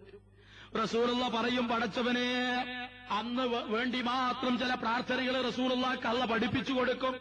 അർശിന്റെ താഴെ വീണ് ആ പ്രാർത്ഥനകൾ പ്രാർത്ഥിച്ചുകൊണ്ടിരിക്കും. എത്ര കാലമാണെന്നറിയില്ല, എത്ര യുഗമാണെന്നറിയില്ല. അവസാനം റസൂലുള്ളാഹിയോട് തല ഉയർത്താൻ പറയും, മുഹമ്മദ് തല ഉയർത്ത്, ശുപാർശ ചോദിക്കുക. റസൂലുള്ളാഹി പറയും, പടച്ചോനെ, ഇതൊക്കെ എന്റെ ആൾക്കാരാണ്, ഓലൊക്കെ സ്വർഗത്തേക്ക് അല്ല. റസൂലുള്ള പറയും, നരകത്തിലുള്ളവരെ നരകത്തിലേക്കും സ്വർഗത്തിലുള്ളവരെ സ്വർഗത്തിലേക്കും വേർതിരിക്കുവാനുള്ള വിചാരണ പടച്ചവനെ നീ ആരംഭിക്കാൻ. വിചാരണയുടെ തുടങ്ങി. അങ്ങനെ അതിനാണ് ശുപാർശ, അതിനാണ് ശുപാർശ. പരലോകത്ത് ഔലിയാക്കന്മാരും അമ്പിയാക്കന്മാരും നമ്മളെ നരകത്തിൽ നിന്ന് രക്ഷപ്പെടുത്തുമെന്ന് വിചാരിച്ച് കടന്നു പോകണ്ട. അള്ളാഹുവിന്റെ റസൂല് കുടുംബക്കാരെ മുഴുവൻ വിളിച്ചുകൂട്ടി, അങ്കും അമ്പുസക്കും മിനന്നാർ, പൊന്നാര കുടുംബക്കാരെ, നിങ്ങൾ നിങ്ങളുടെയൊക്കെ തടിയ നരകത്തിൽ നിന്ന് കാത്തുകൊള്ളുക. ലാ ഉഗ്നിയൻകും മിനല്ലാഹി ശൈആ, നാളെ പരലോകത്ത് വെച്ച് നിങ്ങൾക്കൊരു ഉപകാരവും ചെയ്യാൻ എനിക്ക് സാധ്യമല്ല. അത് കാഫിരീങ്ങളോടായതുകൊണ്ടാന്നാ, അതൊക്കെ കാഫിരീങ്ങളായതുകൊണ്ടാ ഓൽക്കൊരു ഉപകാരം ചെയ്യാൻ പറ്റൂല നബി പറഞ്ഞ്. മുഅ്മിനീങ്ങളോടല്ലാന്നാ. ശരി, റസൂലുള്ള ഫാത്തിമയെ വിളിച്ചു.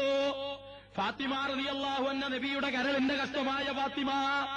ഫാത്തിമാനെ വിളിച്ചിട്ട് നബി പറഞ്ഞു, യാ ഫാത്തിമത്ത് ബിൻത് മുഹമ്മദ്, സൽനി മിമ്മാലി മാ ശിഅതി ലാ ഉഗ്നി അൻകി മിനല്ലാഹി ശൈആ.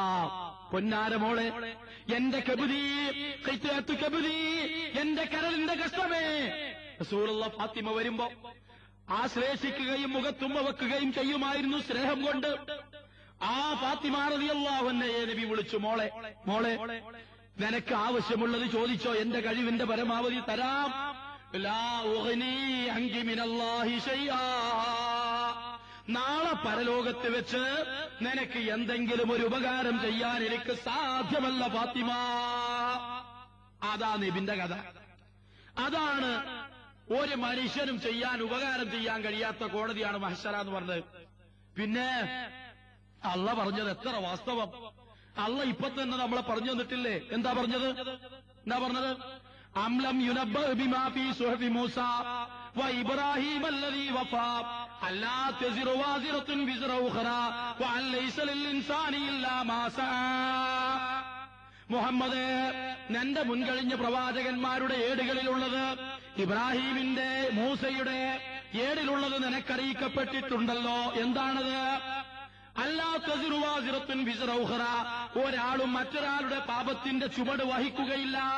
വ അൻ ലൈസ ലിൽ ഇൻസാനി ഇല്ലാ മാ സഅ, ഓരോ മനുഷ്യനും അവനവൻ ചെയ്തതു മാത്രമാണുള്ളത്. ഞാൻ ചെയ്തത് എനിക്ക്, നിങ്ങൾ ചെയ്തത് നിങ്ങൾക്ക്. റസൂലുള്ള നന്നായാൽ റസൂലുള്ളാക്ക് നന്നോ, ഫാത്തിമ നന്നായാൽ ഫാത്തിമാക്ക് സ്വർഗം. ഞാൻ നന്നായതുകൊണ്ട് എന്റെ മക്കൾ സ്വർഗത്തിൽ പോവില്ല. റസൂലുള്ള നന്നായി സ്വർഗത്തിൽ പോകാൻ റസൂലുള്ളാക്ക് മാത്രമേ സാധിക്കുള്ളൂ. പരലോകത്ത് ഇതൊന്നും നടക്കൂല. പക്ഷേ പരലോകത്ത് ഒരു കൂട്ടർ സ്വർഗത്തിലേക്ക് വരാനിരിക്കുന്നു, നരകത്തിൽ നിന്ന്. അതാരാ? നബി പറഞ്ഞു, ഇതാ നരകത്തിൽ നിന്നൊരു കൂട്ടര് സ്വർഗത്തിലേക്ക് വരും. ഉടനെ സഹാബികൾ ചോദിച്ചു, മൻഹും യാ റസൂലല്ലാഹ്, അല്ലാഹുവിന്റെ ദൂതരെ ആരാണ് ആ മഹാഭാഗ്യവാന്മാർ? അപ്പൊ റസൂലുള്ളാഹ് എന്താ പറഞ്ഞറിയോ? എന്താ പറഞ്ഞത്? വഹിയ നായിലത്തുൻ ഇൻഷാ അല്ലാഹ് മൻ മാത ലാ യുശ്രികു ബില്ലാഹി ശൈആ. അല്ലാഹു ഉദ്ദേശിച്ചാൽ ശിർക്ക് ചെയ്യാതെ മരിച്ചുപോയവർക്കത് കിട്ടും. ശിർക്ക് ചെയ്യാതെ മരിച്ച ആൾക്കാരുണ്ടാവും, തെറ്റുകൾ ചെയ്തിട്ടുണ്ടാവും, നുണ പറഞ്ഞിട്ടുണ്ടാവും, കള്ളത്തരങ്ങൾ കാണിച്ചിട്ടുണ്ടാവും. പക്ഷെ അള്ളാഹനെ മാത്രമേ ആരാധിച്ചിട്ടുണ്ടാവുള്ളൂ. എന്നാ ചെയ്ത പാപത്തിന് ഇവിടെ നിന്ന് പശ്ചാത്തപിച്ചിട്ടുണ്ടോ? അതൊട്ട് ചെയ്തിട്ടില്ല. അപ്പൊ അള്ളാഹു അവർ ചെയ്ത പാപത്തിന്റെ ഫലം ആദ്യം നരകത്തിൽ കൊണ്ടുപോകും. ശിക്ഷ കഴിഞ്ഞ ഉടനെ അവരെ നരകത്തിൽ നിന്ന് സ്വർഗത്തിലേക്ക് കയറ്റും. ആരാണെങ്കിൽ അവർ അള്ളാഹനെ മാത്രം ആരാധിച്ചവരാണെങ്കിൽ. ഇല്ലെങ്കിലോ وَإِنَّهُ مَن يُشْرِكْ بِاللَّهِ فَقَدْ حَرَّمَ اللَّهُ عَلَيْهِ الْجَنَّةَ. അവർ ശിർക്ക് ചെയ്തവരാണെങ്കിൽ അവർക്ക് സ്വർഗം ഹറാമാണ്. സ്വർഗം ഹറാമായ പാപമാണ്. പടച്ചവനല്ലാത്തവരോട് പ്രാർത്ഥിക്കല്, അമല് പൊളിഞ്ഞു പോകുന്ന പാപമാണ് പടച്ചവനല്ലാത്തവരോട് പ്രാർത്ഥിക്കല്. വലൗ അശ്റകൂ ലഹബിത അൻഹും മാ കാനൂ യഅമലൂൻ.